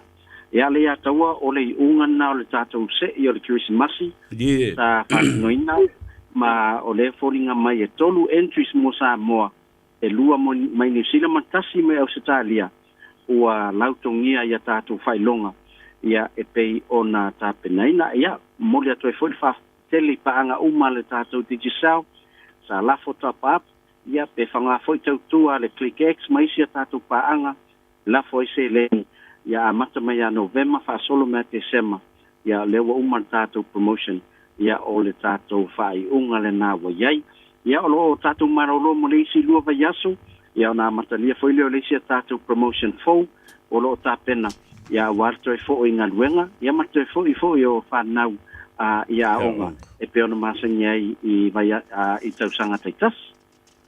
Malo, whautai, e se le manino, o le tau o tufutufanga o tātou whailonga, manu mera, matangata, ia, le wailo atu nei, le na o tātou, lo o iai fo i isi uso le Pasifika e peona, iai ia Tonga, ma Australia, Vanuatu, ma Samoa. O le mea tā ua le na. O a whea la, ua claim a prices a tangata nei, po le alavo whaasolo solo le. Ia le tufutufanga mo i lātou, ia ua malo. Ia, le ia taua i le tātou process, foi le ina ia confirm mai ia IDs, ia ma wha mautinoa. O i lātou tonu ia na whaatawina top up. ia e ono o atu le vai aso le lua vai aso o tam fai famautu ia ono to telefo nisi le no fo tonu au kilani ia ne te ua maua mai ia o nisi i fafo atu au kilani ia e tam fai la vai famautu tulanga uma ia talo sia ia o atu sisia tatu update ia ua mauti no mai sua foi la to ia ma fai foi ono fa o atu ia la to fai longa mantua a ma to le mawaina ia la to numero ia le starai New Zealand em fai ona matu su e telefoni o lato ai ngi Samoa le na la foi top up en la foi selen e tu e fa mautu mai po ai tonu tangata le na la foto le top up o selen ia o lisi a wala na em fai ona matu sa ili ia lato o fa manuina ia ai pe o tulanga na we tato a fa pitol Christmas e pe ona a ia a imagina lua yo ma vai lo lava o to te tala le tato o visa i le moto Samoa pe o malolo pe ia o ana fina toi amatalia ia tatou ngaluenga mai le moto Samoa ia i mangele ia masalo lela atoe fawawina lava ia ile nei tau sanga ia fa pena foi le so ia tau le to telemisianga ia tua le ata wa masalo ele uma lava ta faunga to tele ia ai ol metau ia o le lava lo ia ile fionga ia pesta ia mala fionga ia mangutea ia malo nei foi tangata vai lo matou se tolu ai tatou ofisa ia e sosoani le malo latunu ia pe ai foi ni vaenga e anga ia tuai ia le ngata tau tatou tiki sel ia le tatou Pacific 40 mal tatou talo favacha wa ngar malanga le no isa mole atawa la wa ye sia tatou o nanga wa faupopo e pe ona ye sala fai mantua sanga le tasi la val pampensini em fai ona utu ita vale talo favacha na o sasa ai le asa ye le pamuina ia terminei la fa popo tatou pamu fale alupo ia we fol tatou pamu la mala fam sale longa ia avili marto ai sala fai o mana miele utu ta vale ai fia tongi atu nei ale anga isa o tatou website of Pacific 40 anga ai service stations ia fili po feel pamu sala fai na te mana o tongi talo fa vata fai ngo fiele no utu ta vale lo ai ia pe se si vai ngata wona ole ol malanga sao nei ia no mo mai manisa tatou o nanga ses malo faftai ta wala mo tatou ainga awa ole remoteness wo le o tatou ia ale dala olo no winga le watu sa tala le tatili tau mavai e watu le ngang faftai awa manatua o tupe ia e lafo atu tatou digital ia ma le tatou Pacific voucher o le tatou sao fo ile na i matau ile tatou whaapatu ngā tupe fo le foreign reserve ale atu nuu lef so swani tatou paketi taipei lava o le whao ngā ina o nau vaenga ia lo ia latou money transfer ma latou au nanga ai watu le wha malo ma le whaaftai tau lunga mai oe ma le tā telefoni o wafso ta inga lau fionga le swafo leo pepe ia whaaftai le ataua ia e pia ona e tau atu langa o le tatou ngaduenga whai whatasi ia o lo mpai foi ona sosoani ai foi ia e tūlanga foi o tupe maua a si o tātou atu ia wa foi a whewhātau inga ia na o singina vaenga mulia le atua pe atu sai mulu kina ngalo ia o se si o mātou ala alfanga foi whasito uta ia o leo toe po se lilo tūlanga o ngaruenga le malu le whakasa o lo whatino le nei teimi ia wa ese to file tai fono fo ia mar komite tatou mafutanga ni sila nei ola faia tatou filo inga ile aso sa so los fuluono January ile ono le fiafi le moto sa moi mangele ia e ta pata tan noise tatou sosoan ia molenga duenga le la wa mata ia empen fa so tai mai ia lo nei tanga ta vai ia pe a mana mia ni si famtalanga ia itu langa tatou filo inga le mafutanga fa stota Paftai telele atau mo mato avno, paftai isaku, ia o tatou numera o lua tasi lima ono, tolu fa so tai mai ai. Pe amana mir so soani e manu tele fai com tutor ne fiafi. Alo paftai nga ngai foi vola o fionga, ia ma le mamalu le atunu tate felo ai pea faso ia mo le temnei. Ia le nasa boa, le fionga ia le o pepe. Tala i Lene Junior ia ma le tatou report i le na ua maitauina lava le ma e a i se tūlanga le lei ia ua matua I whaasosolo atu ai ia au pā o le Digicel I vaenga ese o le atunu uma le Pasifika e maise le tātou motu tele I pule ono I salafai o se tala fia le nā tala. Na oto te tala ia le au nanga I le aso nafi a le tātou official Digicel I le mauto Samoa I mangele. Ia a leo le nā mala au le telefoni o lua tasi 5 tolu fa o lua tasi 5 tolu fa.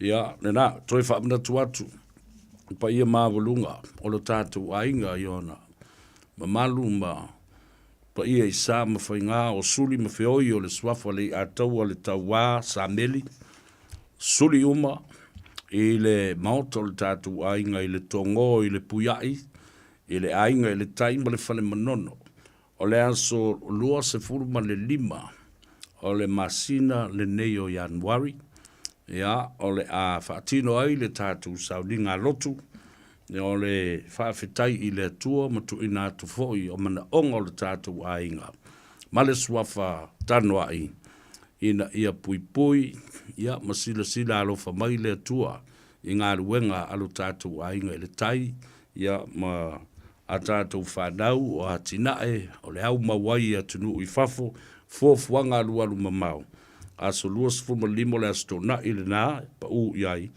o le masina le nei o Januari lua afe luas fuma le 5 o le saonga swafa le ataua luas e lau tāla swafa tanuai tasi se lau tāla tanga iana le tātou ai le tātou le o le Facebook tātou Facebook na ainga sale ataua le taua I le tongo I le puia I le manono I le whane manono o le nā o iai I nā ia swafa le komiti ma le telefoni e mwhai o na wala au iai ia ma le telefoni le I ataua le taua savea o lua tasi lua iwa wha fitu iwa lua fitu ta ui o ia so tanga ia e maise foi o le tātou wha no manu I le atua ia a wā le savalinga foi o le neitau sanga umi ma le fōlaunga le tātou ainga ina ia fōlau I langi mā ia ma mamao aini wha lave I le ngata I wha lave wha le natura ia fi ai ia o tātou sio manga ma le ngata I whale ia ma le mamao ese atu ma motu ese atu mai le ele autu o upolu masawai a ia pui a fo I loro tātou ngata I whale I mala wha natura ia ma wha pena fo I na tau mamao ia ma alofa mai le atua I le soifua tautua le soifua ngalue a o le tuputupu ai ma le wha mamaluina o le ekalesia I whale mautu angiangi e pe o na tō ai ia le saunoanga na whanua ai sunu I le ala whale o le ekalesia me tutisi wa taunuu I o tātou lau whanua me ele ia le taua le nā o le longo atu o le tātou ainga ia ina ia alofangia le wha moe le nā o le vaiaso le nei ma le masina le nei mua le tausanga o lo whaatino ai lotu whaafetai a ainga o tālusanga mōlia o whainga sau whai o talanga teu o whai poiponga o le whailonga ina o maa wha manatu ia whapena foi o aso whanau e maise o aso whanau o ta māmatina mātutua o lea ainga ma lea ainga whaia foi ia mawhitanga tatalo ale malo le taimile nei vai aso a tōle nei o tālusanga mana pongi ale mea lau te whatua lea lawa e whai tālusanga ma ana pongi ai le mawhai ai ona uma oso fa inga ale fili ma le li o lalangi ma le ti a polo o amatua malo losi o na ave ma na whainga satani le whainei whaolo a tau le atunu wawai atu I le parimene ma le kapeneta ma le tātou whainga malo le itu ngai whapena foi le itu o le malo le ai se whalo whani o tu lai mai Le ai se nofo le lei o tu lai mai e. Ia. Le whato o wawa ea tu nei le mta upule i fo i tutuila. I le au malanga lea na malanga i tutuila. Na o whalongo atu e na le tasi, na le pare mia ma le fionga lea malu le malo na wala ulia. I lalo o tustu singa ma wala ulia wha pitoa mai i le malo Amerika. O isi a wari ia na o tuwe. Ia, whai mai na susu i o. Po ai na wala ulia tangata ia na watu mai i Samoa.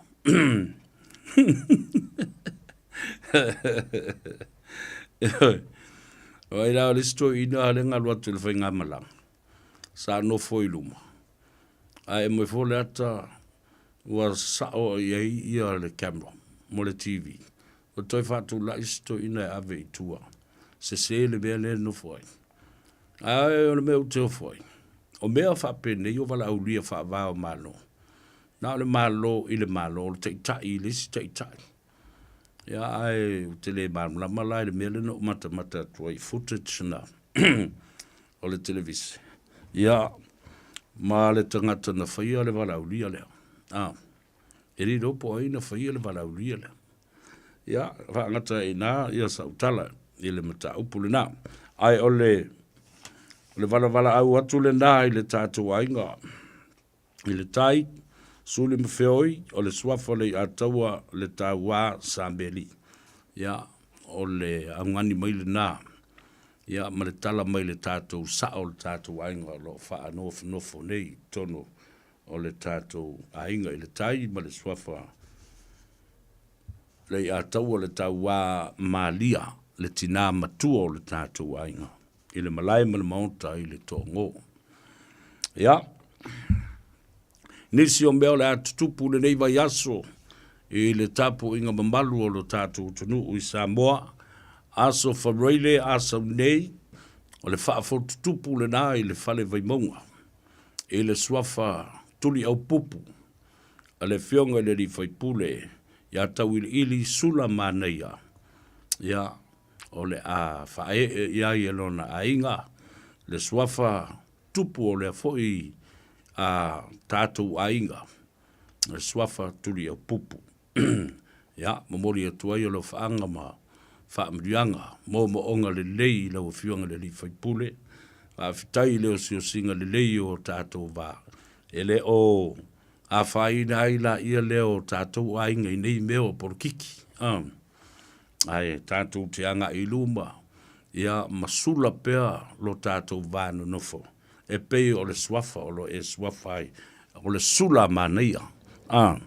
Ia, te lo foi o le atumutumu malo, o le a tatala io au afa, paolo mangafa, siri ilangi.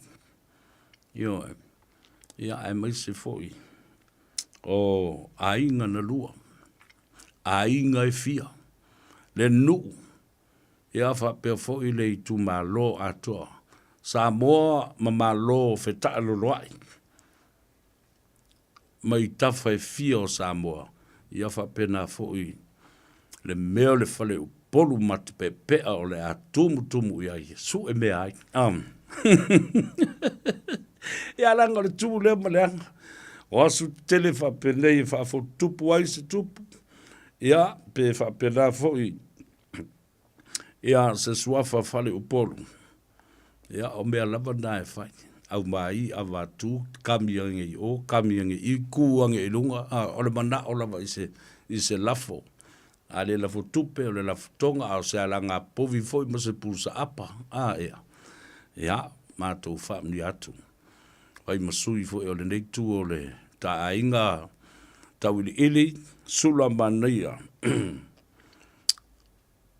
mo le whaafotupu na ia whaafualolo so i fuatutua ia na whailo i peo tātu ainga mo si o si peo ia si i tau ai le whaavavau ia manisi fo i tangata tu punga mai o tātu sulu ngā titi ina ia lātu whaawawina ia maftanga lelei ma mea lelei ia Le tā ua le nā. Ona o le i le astonai. Ona tātou se e atu lea i le malae ma le maota. I vai ala, i vai moso. O le a whaafotutupu ai, i lo tātou maota i vai ala. I le swafa mataia, le asiolangi o suri o le asiolangi. Ia le tō whā, ia whale awha, mataia. I le swafa mataia, o mataia, o le asiolangi, suri o le asiolangi. O lea la wa ato e ipu whangota o le swafa mataia, malona tā whatolu i tonu o le tātou nuu i vai moso. Ia, ma vai tele e ui ena le o iai ia. Ia, se tala tuu le tātou a inga wa e whaasino umba. I vai ala mo le tātou maunta i vai moso. Ia, le vai nga o suri e tolu. Ia matupu anga e tolu. Ia e peo na ei leuru matua. Mataia, paito malifi, ali pupu le tala no atu sa veo le suri le nā, suri matua. Ia, so atuai ma le fionga i le mataia le asiolangi. Suri o tui atu tupua. E iai mataia fale afa lea lea le a wha tupu i le astona ia sau nei. Suri o mataia ui le wha, ia peo na iai, nea sa iai ma se ei ma iai ia mataia len. Ia lea la o se e iai ia mataia Margaret. Le whaletua le nā o le fionga le Litmin Star. Ia leo talaki suli nā o wila e wha. Mataia e wila e wha. Ia le nau a tōle tātou ai. Aila le tā ua tele. Ina ia whai o na tātou. Maua le whea le whani. Ia matufa lo ma o tātou whasi whanua na e tele le nā o lewa na tau na whai nā mea. A lea sa tātou whatele tali ina ia. A toa pūwhangota. Peo na se mai matai a kalauka la uli. Ia matai a whale afa. Ia matai a Margarita. Ele nā. Wa toa tino le tamo wa tau sili. Tātou wheiloa ia i le whaafu tupu le nā. I le astona i nei. I le maunta malai vai ala i vai moso. Ia oka. Ani aso fifia mani aso mātango fie. E wa ai. Ia ua mau popo mai o tātou tino. Ia se mea tā ua le nā tātou te tuli matai. Ma mātai tuina. Ma wai se wheiloa inga le lei ma le fifia ma le mātango fie. Ai mai moa e kalesia, mai moa isi nuu ma isi tu malo. Mai moa mai ma sila mi ole lalulangi. Ini a inga whealo whani. Ia. E nā tā ua la tau i o nā vaenga. No se e mai leo la utale noa. I le mata upu lava le nei. I le sunga la uli e le mali e toa. Ma le tūlanga e pei ona uo o ne iai mō lianga. Sa o mata tu le whaatala no ina o le to ina o tu le epa. Ma le sunga ia le ala. I lunga o Stasio por Kalambe. A le ulunga li i. Ai whawhasa lea mai Sydney, Australia. Le whawhine lea e umalona whaitau le tuspa ia. Ia ona no folo le mato i fafo le tau fale o le atunu. Tulou whafonga le atunu. La lau upu leanga ma upu mātanga. Whawhine ngutu pua a tulou whafonga le atunu. Dei loa lava o umana wha maasi asi. Wha aliali mai luma o tangata. Ia le nanu. O le loa tau po febe le fale esi. A mena le tau o le toilet. A tau ai sisi fia tae le shower. Ai fia ulaula. Vai le fire station la le male. Le nā le tali e yo tamaiti. Wale peo se ti nā. E hawa o ina le lei se mafutanga le auso. o tina ta maitai o le pai o le auli ma le pai oka nalo ata mo talo fai ile me le mafi fio le valea ua mati la tila ile ba ai tangata e matua ia uofo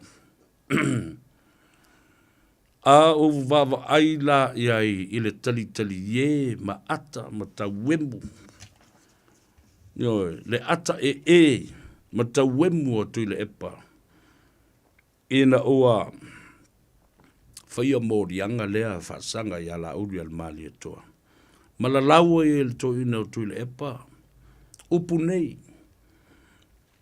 e mata pea o la auli uoso i le ulu ona tofinga ma me fai.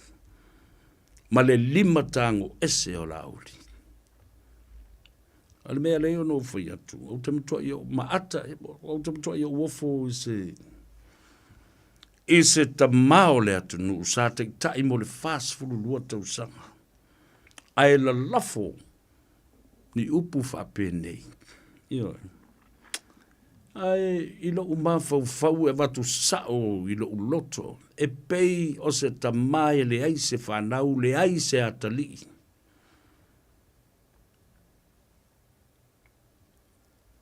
A lela ufai atu nei le tala lea. O le susunga le lauli al mali atoa.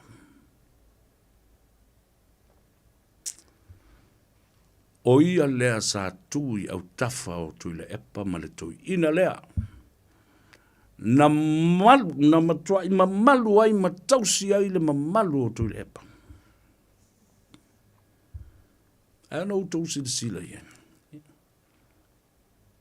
O le taimi ana tula i malu ese la auli. O le taimi fo le na. Na malepe ai le fai ngā malo o tui le epa. Po le halava la sisi me toi o iai. Ni taunu unga ma ni tau alu manga o mei e tulai mai. Tau te bala malama e lau tala leo e fai atu. Tangata sa mamalu ai ma umi le sa fa inga. Sa mamalu fo i le vai teimi o le tu ino. Polata i vao fosi le ta maa. Ta maa o la uli al mali e toa. Tasi lea to o ma lea ta maa loa. Ta mali ile nei. Anko pola. Sa mamalu ai tu le epa ma to filau ma ilato uma. Leanga e faa mamalu tangata. Mai tau tala tasi fo il te maloa le i tonu el mauta. Ile ise fai pule fia ula ia pola. Wafo e masa sau mari mai. E o mankalu e pola i whawhoi ope au marfonga mau mai i le awa. Ia tātou tali e fo i wao suanga nao le bātele. E se a le fe e tu tonu le mauta mo le pāle mene. Ia mai fo i whafo kama e kalikari e iam. Ale mea lea ua o vai atu ne i aile to ina. O e whai sao le upu. Mai lo loto mo le va ai i mea o tupu. E le toi mawhai o na wha mangaloina e tu le epa. Lo la vanu nofo ma la auli. Upu sa sao upu na. Aisea. Leanga e matautia le poro kiki. Ma le malama o la auli.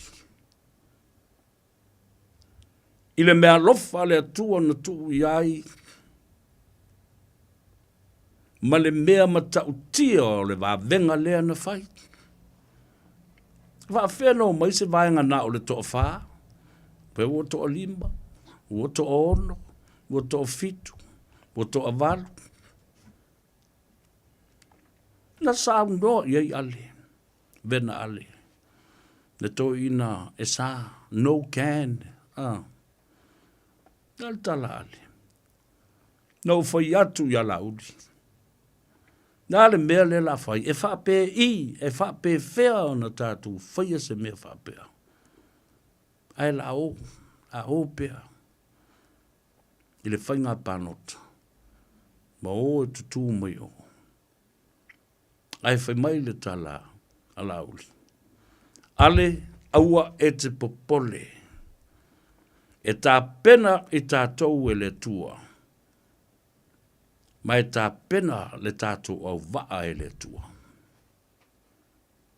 E le se. E le tā pena ina fo i le tua se mea whaia ina. A ua tūla lata i le palota.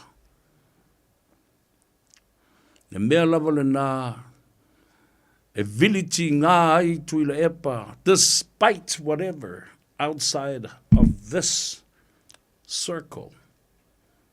The one thing that he will never forget and will never forgive Lauli for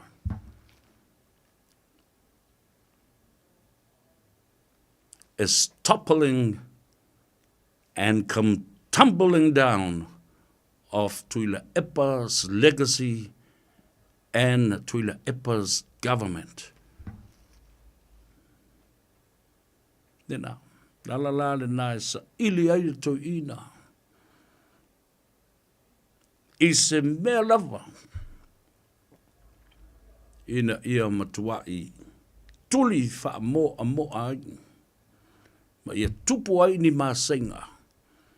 Ia matuai tanu ola. Ma sori pala le la uli al maleto. But I'm telling you, out of all of this, Laudi is going to have the last final laugh.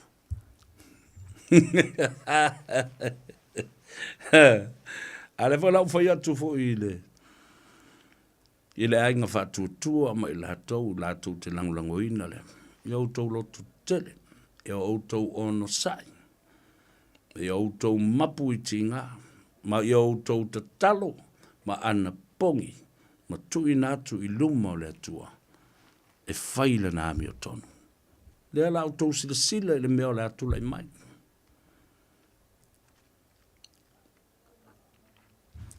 Who was the mysterious caller on the night?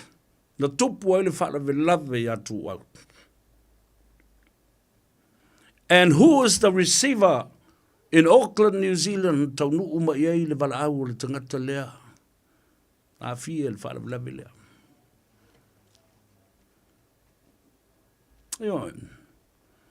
Ia matana o mai I fafo. Pandora's box is starting to open up.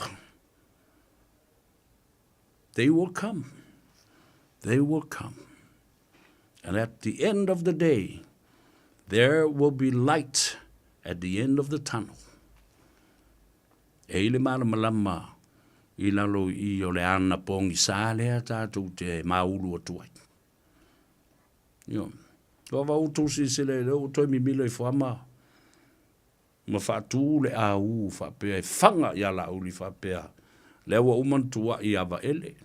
Le ala umantua umaliuwa ele, le ala watua I lo I ala uli. Tātou se e mai lona I le mta upu lea. I le mautonu o le malo, le taimi le nei nei whapea nisi. Lai whafonga mai le fionga le tumai pale mbia o la uli. Pape fo I la tau to fa au tu yai le pati le taimi na savali se ai to fa olo fa pe fo le tunu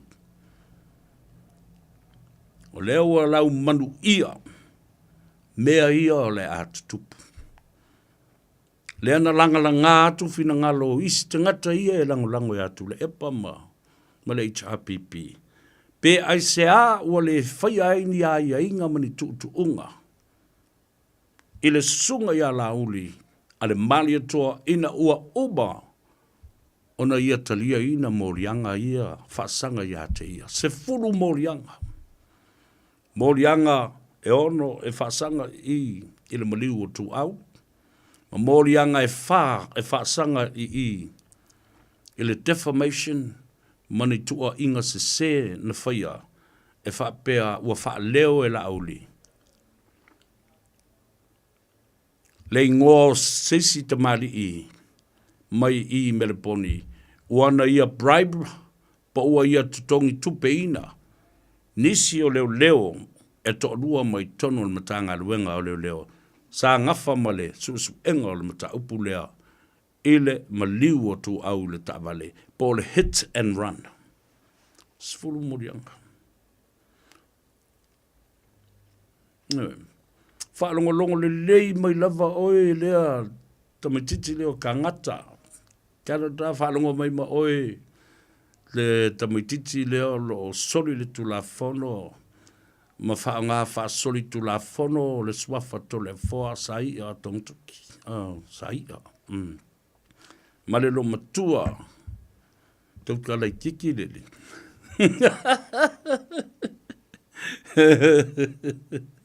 Ngutu pua a whai mea lea, whai upu sai o ngi finge soli.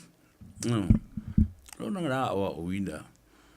E ona mātua. Tu lou le whaafonga mai le atinu. E le tele i eise talalanga e mai maule. Te whaafonga le iama. Whaafonga le mai o tau lea. Awa ele ai masa mea fautou te au maia i luma o le atinu. O mea lava e watu e li mongi masa i lele. I au tau ngutu. E tau te toi luai mai. Tu lou le whaafonga Samoa. O leo wanga Gagaifo Faiva. O leo ua tau mawhai atu se tala. Ina ia ala le leo fofonga i lunga la wala nato titi lava e o le fale. Aka e mai eila ele. Ele aia masisi mea fong. Pa wale o le mea olo o tau fauina. Umana whaalima sa. Fafau le Samuelu, toi fafau atu male Samuelu, toi fafau atu male Samuelu. Io. Ia o e fau masisi mori mau, toi fafau masisi mori mau. E pei o le pupula le la, ma le ati o le baai. Le whaalongo atu, o le maali e la atu. E whai pupula mai a mea si uvanga. Lea la walanga mai nei. Mawsiringia, le whai unga ua whaia e le sui le stala. Ai wha malama ele le stala sinia, o le stala autu, o ia o le alii o fisasini le sunga le pali tele. John taima le langi a fele, o ia fo o le sunga le li loia.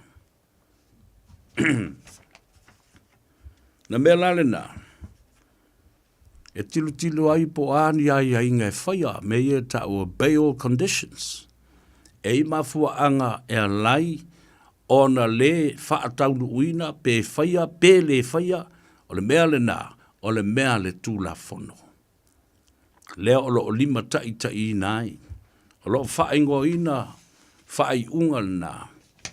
O le Criminal Procedures Act 2016, o le a o wha marmala mai nā tu, i le upu, i le ngangana peretania whaatasi ai ma le ngangana Samoa. Awa o le lopo le alisi ngangana e marmala mai. E lua mea, o le matuale i lua lava o se mea e winga le mata upu le tulafono. Lua, e le whaatanga whaavalivalea, e le marmala mai, e valea. Nā te le lopo fe o tusi ai mea ia.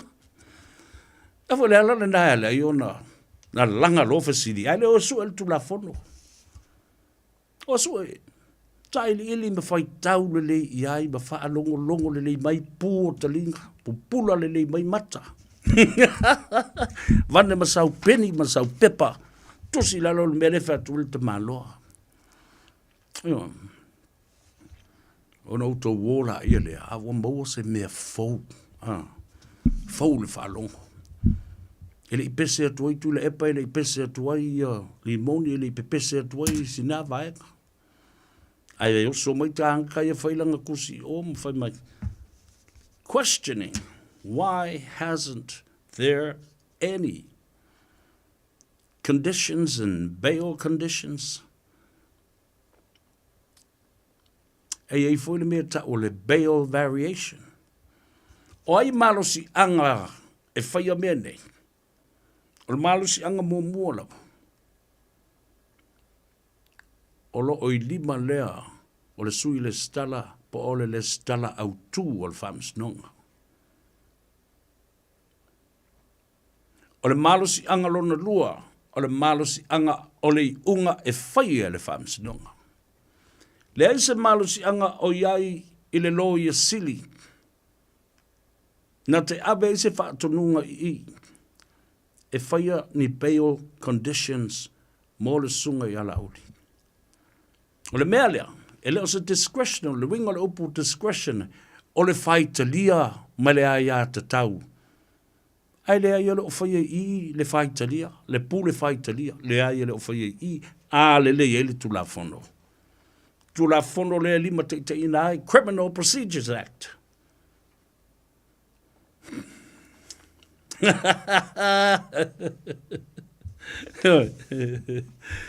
Yo, bail conditions la nei, bail na whaala wat. Flight restrictions, pole flight risk. E tau fia i le tusfulau, ma pepa malanga, ina ia mauti noa, e le sola i se atu no, ma mao, ai le to e saulu tangata e tū i luma e tali i lona morianga o malwhamsinonga. Ai tatala lava i tua. Remained, remand at large. Tatala lava i tua e tanga le whērua i ma tulanga whapena. O isi, whaenga, po aia inga, po tuunga, e te seini, ki wai sola. Mai lo ai o le te i a le tuatusi le na tau maali lia i te le tuelwe sisi mea. Pe seini whaalua, pe seini whaatasi le, i le vai aso. E mawhaino atu le leo siaki atu oe i o. I le mea ua whaatonuina oe. Remand at large. Ua onga tele lau soli tu la fono. Le mo ria mai oe ai ele wha maoninga. Na whai mua fo i lea soli tu la fono. Le ala la lea. O le pui mai o tangata lau tele. To protect the public from you. If you re-offend while at large or while on bail, ona ielon tutunga. E popole le saunga le mu o tangata lau tele. Ina ia e toi whaia fo isi soli tu la fono, peia o le soli tu la fono lea, a o le tatala o i tua i lalo ai a inga ma tutunga. Le ala lo la le na. E whapea i lo ma le stala, langolango ina la, le finaunga leo leo. Remain remanded in custody. Tu uai pea la ia lea i te tonu i. Whapena umalbe leo whai Sam. E lua bea lae alo whanga i eifa mai nei te ua whasioti e sesi. Ia vai upu na whai. Na whai awha mai te ua amoki e la ulu. E la uli ia. Pa e se puru whanga la ulu. Vai upu sao, la ua mai sao i le ngutu. Au mai sao. Alo whanga e le tā whiofia i le tonu ma loka i pēwha pēa. Whinaunga leo leo. Wha mai leo leo. To stop and avoid the defendant from tampering and also talking to witnesses and their testimonies. Ina ia awai, ne ia fia le tangata lea. Whapea ke ua whangai sesi, pe whasio ke sesi, pe wha orima e sesi. Ia awai ne i toi tala noa inisio vaenga o le suenga po ni mori mau, ia matoe whasuia i ni vaenga o lo whaongahe leo ina ia au mai e luma le teimi o le whamsinonga e wha mau ni ai morianga o tu inatu.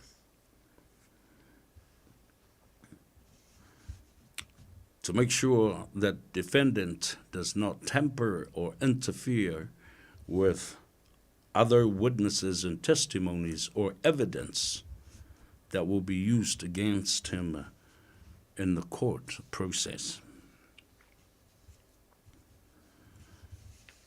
Ona o mai la ia leo la utala ni mata uputa vule nei. Fa mai le whaapele tā ni aina. Well, the Criminal Procedures Act 2016. Pui pui tolu. Despite anything in this section, e ui lava isi vaenga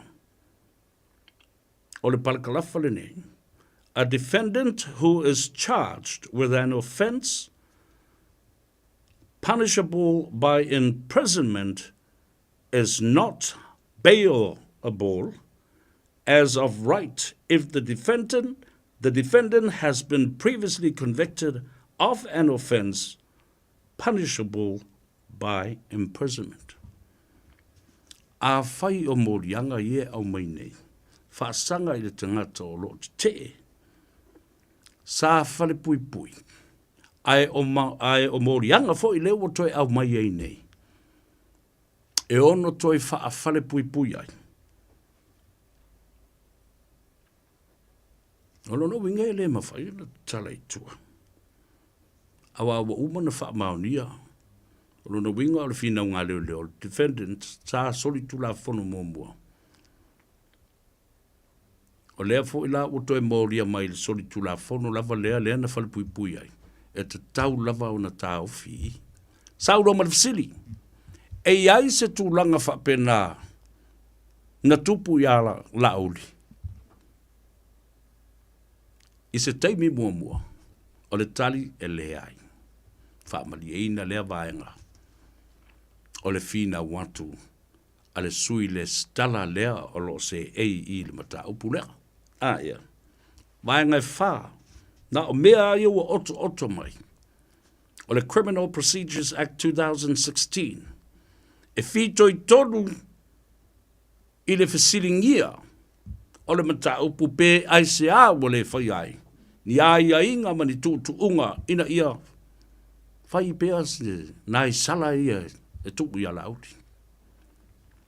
Tau fili passport mus whati tenga. Wha. Pui pui wha. A defendant charged with an offense and is not bailable as of right is bailable at the discretion of the court unless the court is satisfied that there is just cause for the defendant to be remanded in custody. There you go. Toi lango atu, le foi upu pui pui wha lea, i le vaenga lon tolu. Wha mai, a wha pea ua mai se tangata, o lo te, ma ua mōlia i se soli tula fono. Ma o se soli tula fono, ele mawhai o le tatala ai se tangata i tua. Ai o le soli tula fono na ia soli mua, ma tu ai o ia i le whale pui pui. O lona winga. Ua whaamali e ina la ia le tula fono, ma le whina ngā leo leo. Tu uloa, remain in custody, leanga sa soli tula fono mua. I le mea lava lea, le soli tula fono lava lea.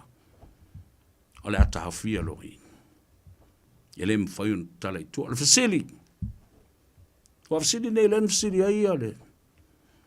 Ia le sui le stala le e whengai mal patau. E se me whapena tupu ia laulu. E intou mau e mai e mori mau. O le mea lea sa whai e laulu whaia fo e. Le fo uto au mai ai wan toi whaia fo le mea. Lulu, ulu leo leo. No, nei se me whapena ia le le. Ia, whawau. Section 99. Factors relevant to decisions as to bail. O vaenga ese matulanga e anga fiso tai a ngai i se whaai unga e mawhai ai ona tatala i tua se tangata pe tahawhia pea i le vaenga leo leo. In considering whether there is just cause for the defendant to be remanded in custody or for continued detention, a court must take into account the following. A whai e au mai le suenga le nei, e iai le wha maoninga, e te tau wai o na tau fia, Le ua molia. Ma whaau pea o na tau fia I lalo, detention, I lalo o le vainga a leo leo. O na te tau lea o na sila to toa le whaam sinonga I mata upu nei. The following, mua. Vaenga mua le a. A. Whether there is a risk that the defendant may fail to appear in court on the date to which the defendant has been remanded. Masila lea matangai mafuafua le lei. Pe iai ni winga e atangi ai. E le saul tangata le nei I le aso o leo atu mata manga e talo ailo na whaamsinonga malo te ai le mata upu leo ua mori ai o ia. Le sau, popole e le kote le mea le. O le fasidi, o le sunga ia lauli, o se teitai o le malo. O se tangata na soifua I to tonu o le malo. Ma lo nofo fo I o le tangata anu o Samoa. O le tai fo I o le atunu. O le sui fai pule o le paramene. Wa iai se amionga whapea na moria ai mua. Alu, whaatangatu e alu. Ai alu ama alu ai le toi sau.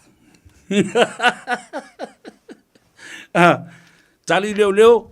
No, sir. Ne ai, ele fie whapena e la uli se me mua whapena. Walanga le lo ka whape mua. Moria whape mua se. B. Whamaliaina, the Swedish tala. Whether there is a risk that the defendant may interfere with witnesses or evidence. Le whatu au mane iau no, wa watu o ia te utou, ni mata upulena. Whamata, o iai se tūlanga ia tangia mai ai. Ole a tatala ne I tua la uli o na alu loa lea ua tala noa I mori maua leo. Ia ma whapea nā fo I o na whaaleanga ina, pe tilo I mea o loo wha maoni ai, po ni wha maoni ngā evidence. Tamper with witnesses, tala noa I mori maua leo, ole a wha o ngai leso. E se mea whapea nā e atangia mai nā alu la uli, ma so sofa ni mori mau, ma whaaleanga evidence a leo. Tali leo, nei se mea whapena. Mea ia e te tau o na consider I le taimi. Mea consider tilo iai, ia ma ave iai le whaabua. Ina ia mana ia mea nei, ma whaataua ina mea nei, ma ia I loa po lea le tali o mea nei, I le taimi a ria e mai ai, pe a whesiringia. C. Any previous conviction on an offense of a similar nature? Alfasiri.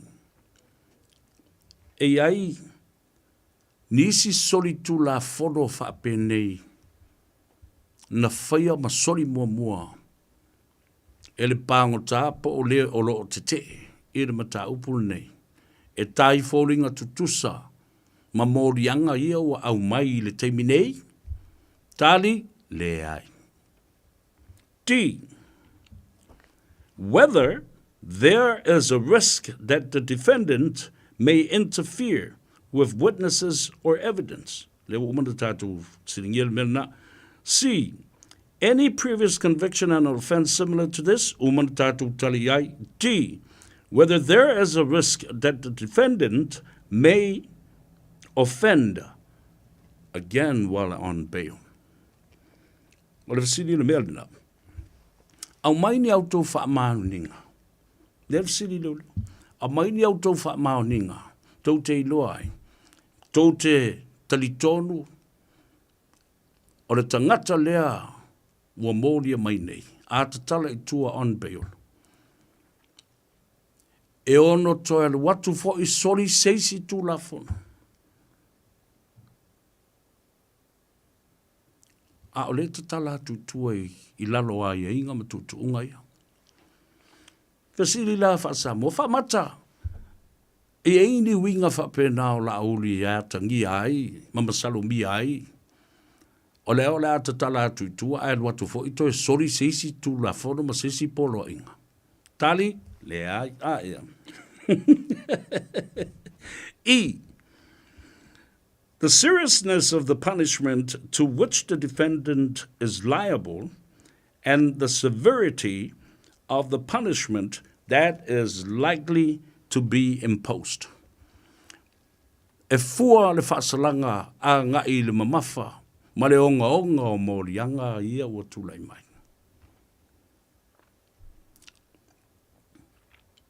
O le mela leo o silingi ai. O le ale tu ai ngā whaasalanga. Le ale tu ai ngā whaasalanga e ono whaatino ia la uli I tu ai ngā morianga ia wa mai e nei. Awa o le tau te baba ai atu nei ai. This is a civil matter. A o le ua afia I lalo o le criminal procedures. Awa o tau I o mea nei o meo civil litigation. Po o mata upu whaasavili I le baa o le whaitio ngā lista ngata I lista ngata, po le whaaleanga I lista ngata o lista ngata. O lātou tau I tupe o le taunu unga le nao mea ia. If the character and the past character or behavior, in particular, proven criminal behavior of the defendant. La sautou tilo ma le tanga I le sunga ia lauli. E atangia mai eini winga paa a po oni a mio pua ma le tau pulea. Whafonga ia alang whao ngā upuna. E lo ai o stangata e paa a ma le anga, le a mio. O le alatali, e le ai o le tamalo e le tamali. O le ngafo le tupu. Le ala fo le na mio fa tupu ai. O le tali ele ai, le o tuti le o le la tala le. Ala sui le stala le whengai man mata upu ia la uli mo le tala ina I tua. Mo le whaingo ngai ele ai. Sorry sir. Right. G. Whether the defendant has a history of offending while on bail or breaching court orders, including other orders imposing bail conditions. Fa mai fasili dia. E tangai mo tau silsilane. Ile tala fa solo pito o le paung tapa o le tangata lea ua moria mai. Pe iai nisi ana soli tu la fono ua ia le usita ia ai. Polo inga fale tu la fono na tu inatu ina ia pui ai masai saiti ai ile taimi lea na tatala I tua. O le tali ele io o la auli se mea fa pe mai le ai la se mau e mawhai ai. O na wha mau nia se mau o leo. Le ai e kauanga loka langa o le li nga loka mo fo ia alu fo I ko soli kula fongo. O le kala wha soropi ko ala ngā ringi iri. Loka wha afia ai alu a I kua e kakala kua mala kua ko soli kula fongo ale. O le tala e le ai. Nei se mea wha pe nana. Wha malia ina. Le sui restala o lo whea ngai malmata upu lea. Ile tatala I tua o la uli ele ai ni aia inga. H. The nature of the offense with which the defendant is charged, and whether it is a grave or less serious one of its kind. Tatou tilo ile afuanga o le morianga, po o le soli ngā tula fono. E ei se popolenga, ile mamafatu o le soli tula fono lea na whai. Manisi mea e onga e ono tutupu mai ai. Pe ata tala I tua le tangata le nei. O le tali? E le ai. O le tamā loa e file mu. I, the strength of the evidence and the probability of conviction or otherwise. La le malosi o le tō morianga le iai. E winga i morianga le ufa. Tō te tali tonu o le morianga lea e wharepui ai ma whaasalaina ma lafo sala iai i se tūlanga ma mafa. A le eise mau whaapea o lona winga. Ele ma whaila o na taliaina ne tāro sanga leo leo e tusa malamata upulea ia whaidi a iainga. Mani tu unga ile ali minsta. J. The seriousness of the punishment to which the defendant is liable and the severity of the punishment that is likely to be imposed. Le onga o le sori tulafono. Ma le mamafa o se whasalanga o le a tu ina atu i lunga o le tumuai o le tangata leo ua moria mai. Lea le mamafa o le soli tulafono. Lea le onga o le soli tulafono. E fua iai, ma whaapaledi iai, ia le whaasalanga, ma le lafo sala o le atu ina atu iai. Ia mana tua la. So se soli tulafono, ua umana soli fo e lisi tangata. Ele na oe na solia. Ele na ole ngā tupulanga le dei na solia. Na soli fo isi au ngā tupulanga i tu atu. Mua atu ia i tātou. La lava lo wha mau wina lava. Mena e ta ua presidents have already been set. Terminologies na le tula fono. The president has already been set. Ele se me fau i lalo la nei. O lono winga la. O soli tula fono le fatua e solia nei. E su e lava. I lower cases, ma to e tau ora iai, i le afe valu se lau 5 na sori ei fo e lesi to ina lea whapele ma ta upu lea. O le ale whai unga na whai to ina na nai le lua se lau tau sanga o tōna i atu. E a mai e whao ngā i lea soli nei. Whalongo le lei? Ah, ea. Whalongo le lei. O no tau mālama lama i lola ia lea. Ele mea le tau wha le anga ma le loto le anga ma le o lava. E langa i lunga se i whai ase me wha sa taura ina nei tama. A le tau te wawai atu i. I re ni mōri anga. Fua lele oti eise tangata pēra. Le ai. Technicality le la tato wo one i ai le mta upule na. Pe au one i na watu ki lipi ma mea uma. A wā lawe lo le leia e Andrew. O lana lava Facebook page. O ia lava na ia whaalawi loa ai. Ile lalolangi atua. Tangata na lafo ia na tupe. Aia na whaitau atu. Ele sunga lauri i lunga o le whakasa TV. Ile talenoanga. Matapuala. Ale na ai mauri le kilipina. Those were Andrew's words. Yeah. That were on those captions. On his own Facebook page. Ai vai mi longa la le wa mai. And K. K, final. Any other matter that is relevant in the particular circumstances. Eis kofisi. Ah? Le ofisi le. Eis mea ko ke manga oi. Eis mai de mele o mo fa ko le Criminal Procedures Act 2016. Ya ma liela Ameria masenge wefa. Ele kari anga lo ma fau le la kale kusu meo olo. Na. Fai tatu suanga talie e fo ia fa malie ina ia fa faingo fie. Law is very simple. And the simplicity of describing it in the most simple way. Tula fondo e whaingo fie, ao ina wha matala tala le tula fondo. I se awala masinga ngana whaingo fie, e mana malamba le lei tangata, ona taliera i leo tangata. Look at this simple thing. And everybody jumped the gun and wanted to crucify Lauli. Whaingi, Whaingi pe whea le mea lea. Whaingi ai inga. Whaingi pe all conditions. Oi o ai e whaia, oi le whaia. Look, come on, man. Nutu te whaia whaolo a taua le atu nuu mana mau mea. Lea whatua umona o whaingo fia i nātu i ate. Oe mata upo. Natu i nātu ai. Ne manatu o leo leo. E tau na whaini ai ai. Ai ua le wha maria ina. Le stala. Le ana wha matala le lei. Masau noa e le sunga le lilo ia. Le stala si nia au tū.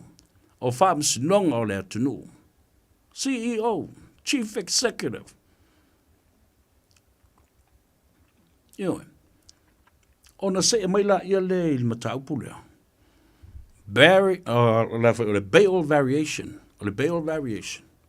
Watalia, tutuunga, aiainga, e te talai o i tua. Ailanga o whaire maliu i whea.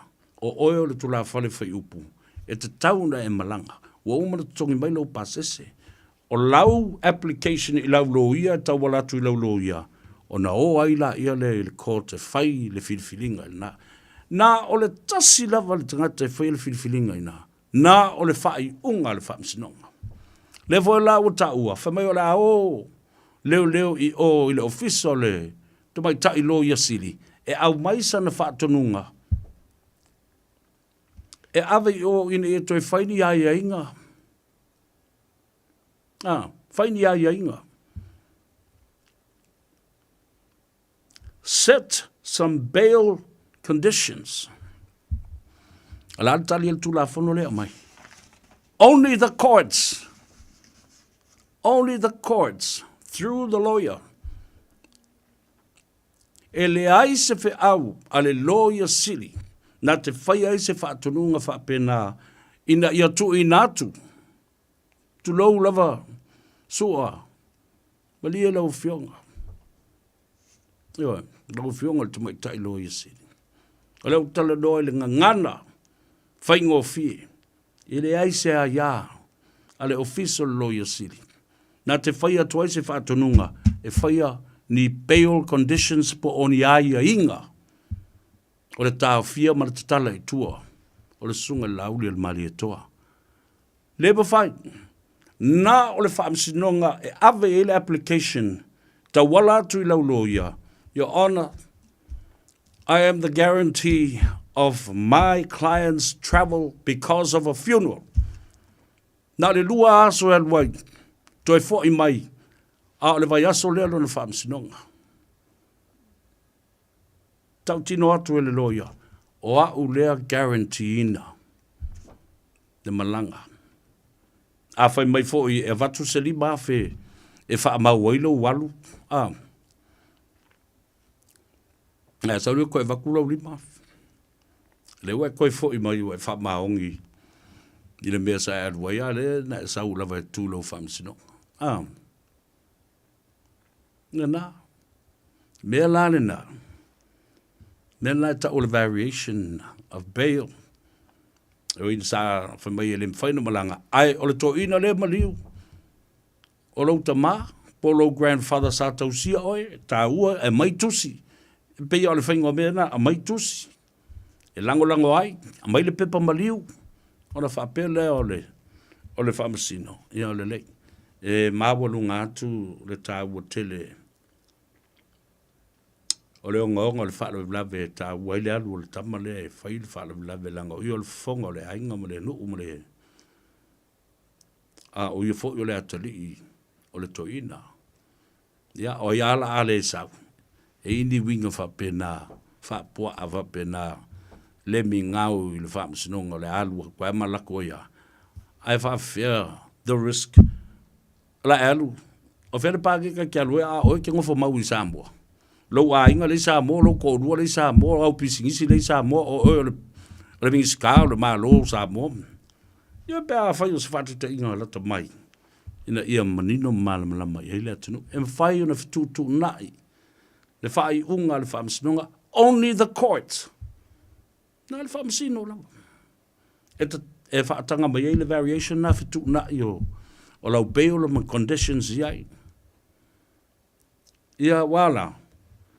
Ia o le atatu wosi na malolonga o te talitolo le nao mo mtua i manino le lei malam lama mano fale ia sa tu ia maa tō le tau wha leanga, ma le tau wha avalea, ma le wha olo a tau o tātou tangata, ma le o tō o e wha o so lava. Se i whai se mea leanga i lea uso a tangata. O le si fo ia tali o le tua pei o oe, ma mea ia tau tala nona iai. O tau tangata mi o tonu al whanau o le tua o tau sa iri la mi o tonu, a le ale mere ma tau te o sa iri. O whi au le pusi. Awa, ia vai le, nāre whi mai o le whanau o le tua, whawai le tua Samoa. O mātou e ami o tonu a o rauri i ele i lopo whi mai, tu atu i lumo le tua. Ala alme le fai. E la uilu mo le tua. Ai tau solo mua i tangata. O lo o sapi malau vivilu. I le tāpua inga i le tua. Le lea lo lofa ma le fai. O le mea le lei i leisi uso a tangata. Talo fai le sunga lauri. Tātou wol malolonga fo i mai. Tā walunga le tātou porkalame le afo. I tu la muri. Ina ua nganga ifo Faiva o Samoa. Ma se vea lei ataua ia whapena fo le sunga i le laoli. Isaac Paunga. Ua mawhai o na aura tula polo kalame le leimo o ia so taitasi o na o le langolango malo si le whale maliu a se alo le aturuu o ese tātupu Funeral Directors i Manukau City. Po kalame leimo o e talo whalava. Mana isi tau tinonga se tasi o awo na talo no mai ia tau. Pameu ia sa tele na whaia whi au matausi le tama alona tama. Whapea ua pō le wa aia si toi ina. Whai meila ua o pō mao e nofo i lunga. E tu i le tua si ona tama. E whawhanga matai tai solo i me fia alu iai. Le nei toi ina. Awa. O le tele o ana ngā ruenga sa whai. O ia na suia le anu. Ma apa e whao ngā i whiau ma mao ma whiau lata a le tau ina se i tu laulau whaafonganga. A whapena tele ina whai ane tala e whaa le fifia ai o ia. Ana na iei manatu o nisio tangata lona ainga. E le olo na o langa. Ia o ngā maulunga po one se tūlanga o lona o langa i ngā ruenga e mawae. Talwai o le tele o na taimi e whaalu e tausi ai si ona tamata waso. Ona o le tele o le awanga lea e whai atu a latu tala. O lo le lei o latu a onga ma o lo iai whai tūlanga.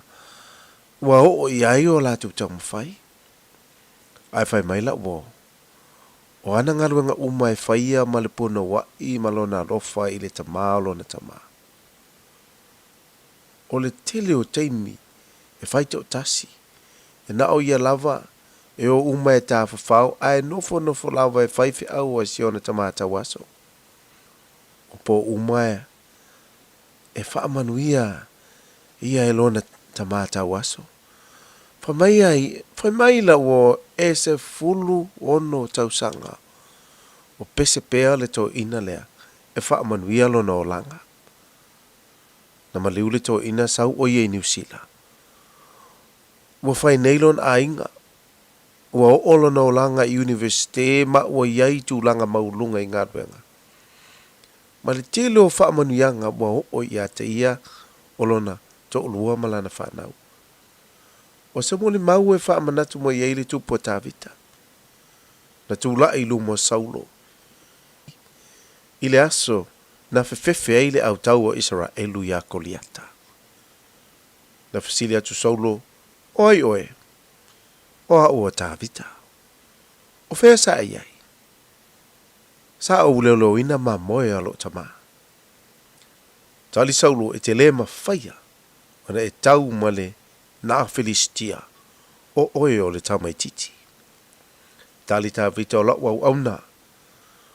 O lau au auna na fasia le leona ma le pea na u se mai ngutu o nei manu fe ai ma moe alo tama.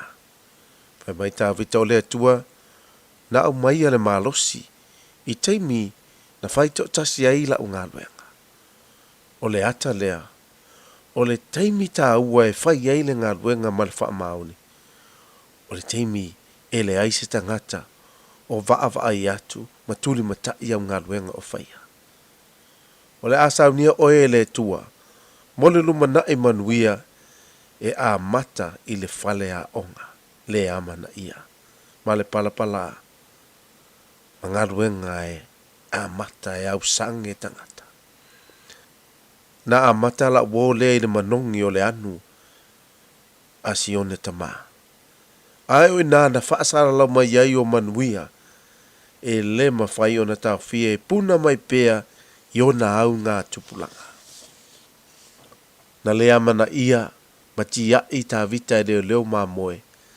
Au e nā le whale a onga e nai loa ai, le mā losi ma le mana matau tio o le tua. Nanga lue, i leo langa o tā vita. I le na yaso, ia e wha maoni ma ngalue pea, ma wha lango i le tua. Na te wha e aina oe. Amo ia oe pe a whai o e whai au ngā ruenga, ma le wha maoni. Awa, e tele lava na o oe lava e whai a le ngā ruenga. O le ai ai le aso o lo manu malo. A vei e su mau mapusanga le ne aso, lo te ngā lulue fatasi. Ma mana tua, e le lei mo oe.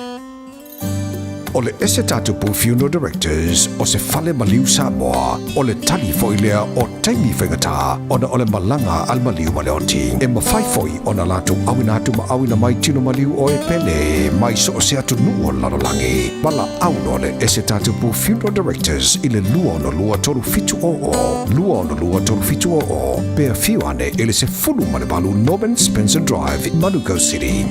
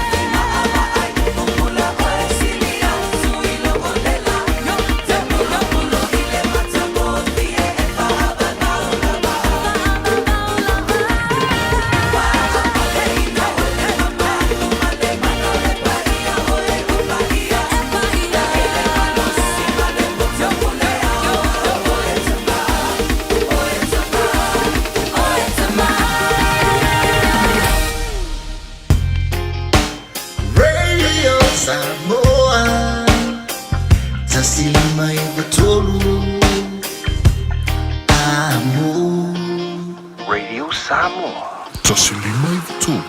Amo.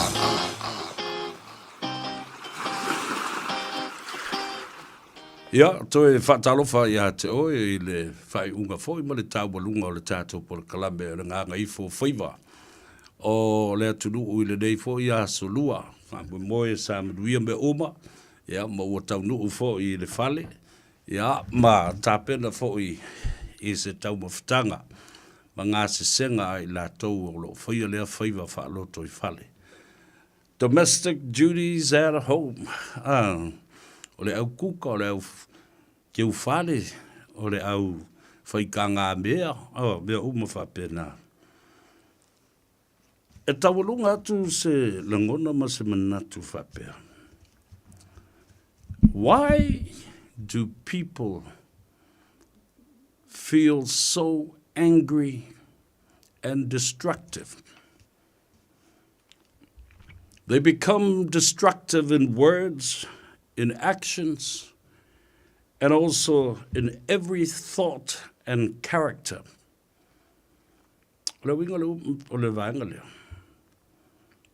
These are words of wisdom. Ai se a, e matua i viliti ngā ai tangata i leita. Angry and hate will destroy you. O leita.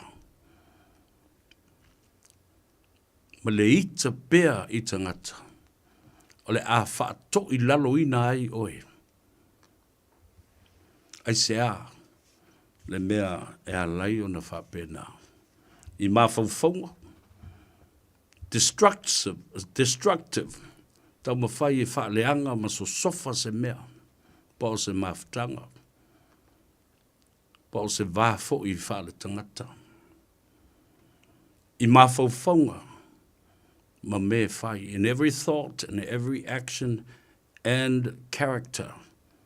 Laua mio.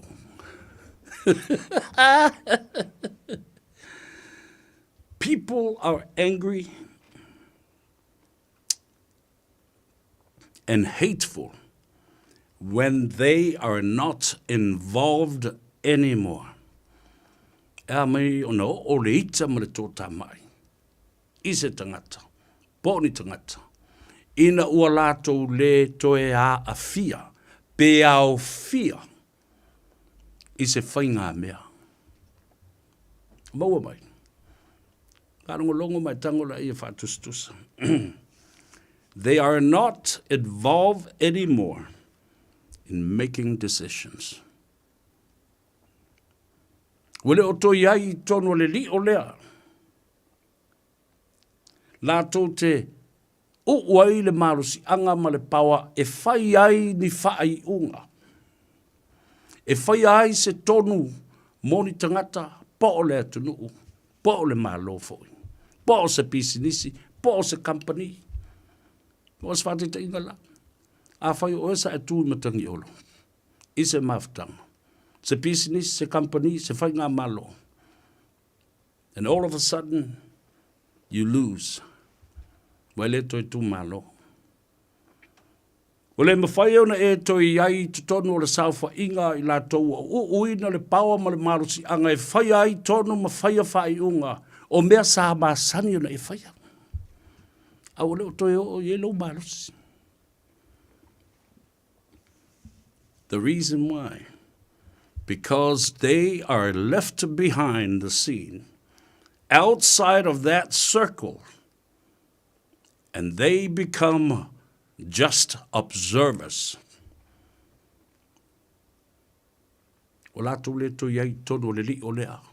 Sa iai le malusi anga lātou te whaatino i nai whai unga. O le power, mea uma, the mandate. Lātou na tui nā tui ai. O tō i whafo mai o le li o lea. O le o tō i amana ia o tō ini whainga whai unga. Mani whainga whiriwhiringa.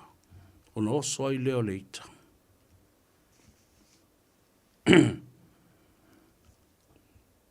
ua nao ni tangata e mata mata.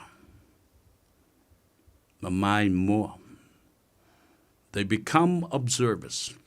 And that's exactly what is happening. That is the narrative and the story of this government of Samoa and why there is so much destructive behavior.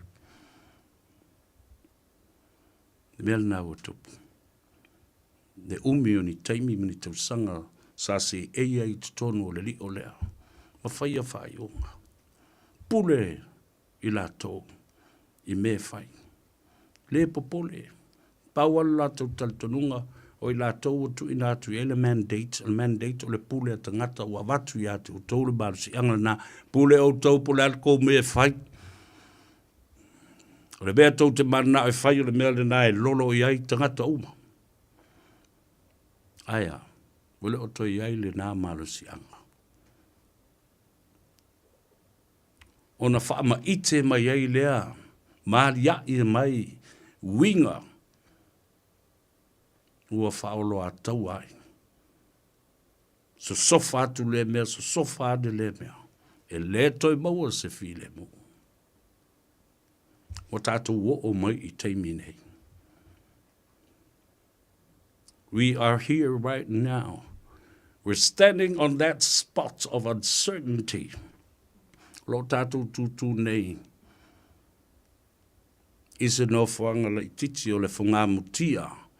Ma le mautonu po le a lesi mea o le atupu. Manatu o tangata la tātou tali I whaamsinonga. Ia masofa le lai tū, ia toso lea tangata, ia ave lea tangata. I le whape nao le whai se malo.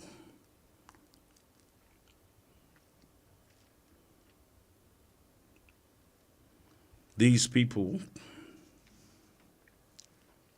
that used to hold the power and the monopoly game is over. Yo. Talana. Ele o iai se fi le mu. I le taimi le dei. O fesoa ina fo I ma faufonga o te itai. Sa au whalongolongo atu. O lo iai se manatu. Ia whapena fo I o lo tau whono le to tele le fionga le tamaitai pāre mia. Tuli lola uli. Ave ese le portfolio o le tofi minsta o le cabinet o lo iai.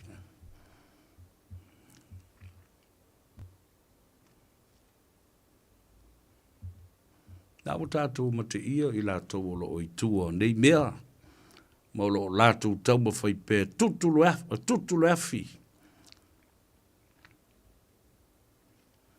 I le finangalo ma le tō whā a le fionga le tamaitai pāremia.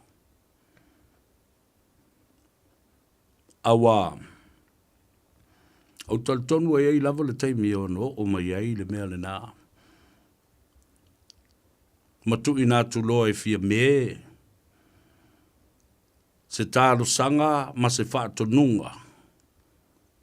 O I o le tiktai o le malo. Ma whape atu I a lauli. Whatatia mai I le pelau e o le minsta. Le tofi o le minsta. O le a demote oe. Whatali tali e le teimi o lau whamsinonga. Pe tua mani a. A whai e manuia.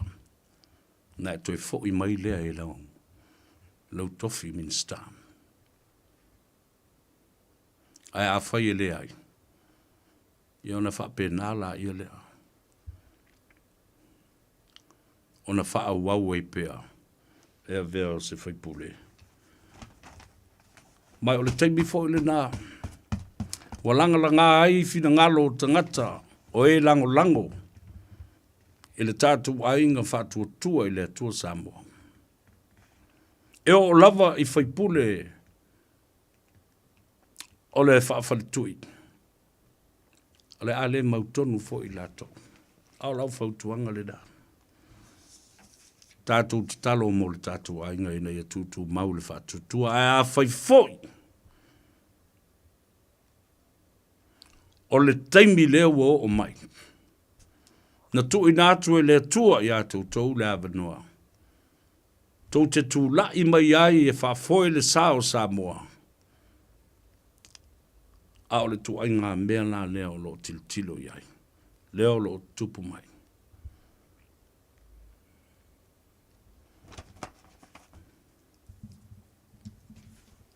O le finangalo le atua. Sa tau ala atu i ua o tangata. Le anga le on you are new year na oa i tono le malo. Sa o manatu whapea o tū maupea le whaalfani ma le wheoi o ai. Ma o te toi wha manatu o tu fo i lea vea. Awa ao o ina sipa le lamanga. I le tō wha i atu o tō te tai. O le a whawhea la. Ono o tō manatu o le a lea a fia i loto ma fau malangona o le a inga atoa o le whatutua i le atua Samoa e tasi. O se tala whanonoa. E whanonoa le tātu ai. Pe a whai alu suanga o le vātele. Ai tala lau tasi le sao Samoa i lela. Pe ma ngoto fo i le sao Samoa. Ile ali tai pe o le wana mana wanui la le wa mata na. Kau koso i fo i lunga. Lo va mai le tua vai lo tusa so tātu munia. O motu ngā awhana ina ua ngā Gagaifo ai Faiva o Samoa i le nei aso. Ia lo whangia fo i le tua. Tau tai, a leo le whetalo loa i o le atunu u le toi fo i atu i a inga maota malawa. Whamuria le tua, no se malo longa fi le mu matali ngā sua. Ka pe nā fo i o na whamuria i le tāpua inga le atunu. Ia ai maise o le porkalame o le vau whiriwhiri ma le toi au malu manongi o le lolo. I ta mali i mawhale upolu o le au tau mafuta i le nei pō. Ia fo i le sunga lauli Isaac Paunga, malana whātau teinga i le nei pō, ia ai o sa vari au i le mātau whale. Ia, te vai po le asa me whaise me ai. Whamangalo se leo le au na, le atau sa vea se yuli leo rua i ali i muritalo so alo le nei. Whamanui atu, wha soifu atu tātou whenua i le aso ataia. Soifu atu.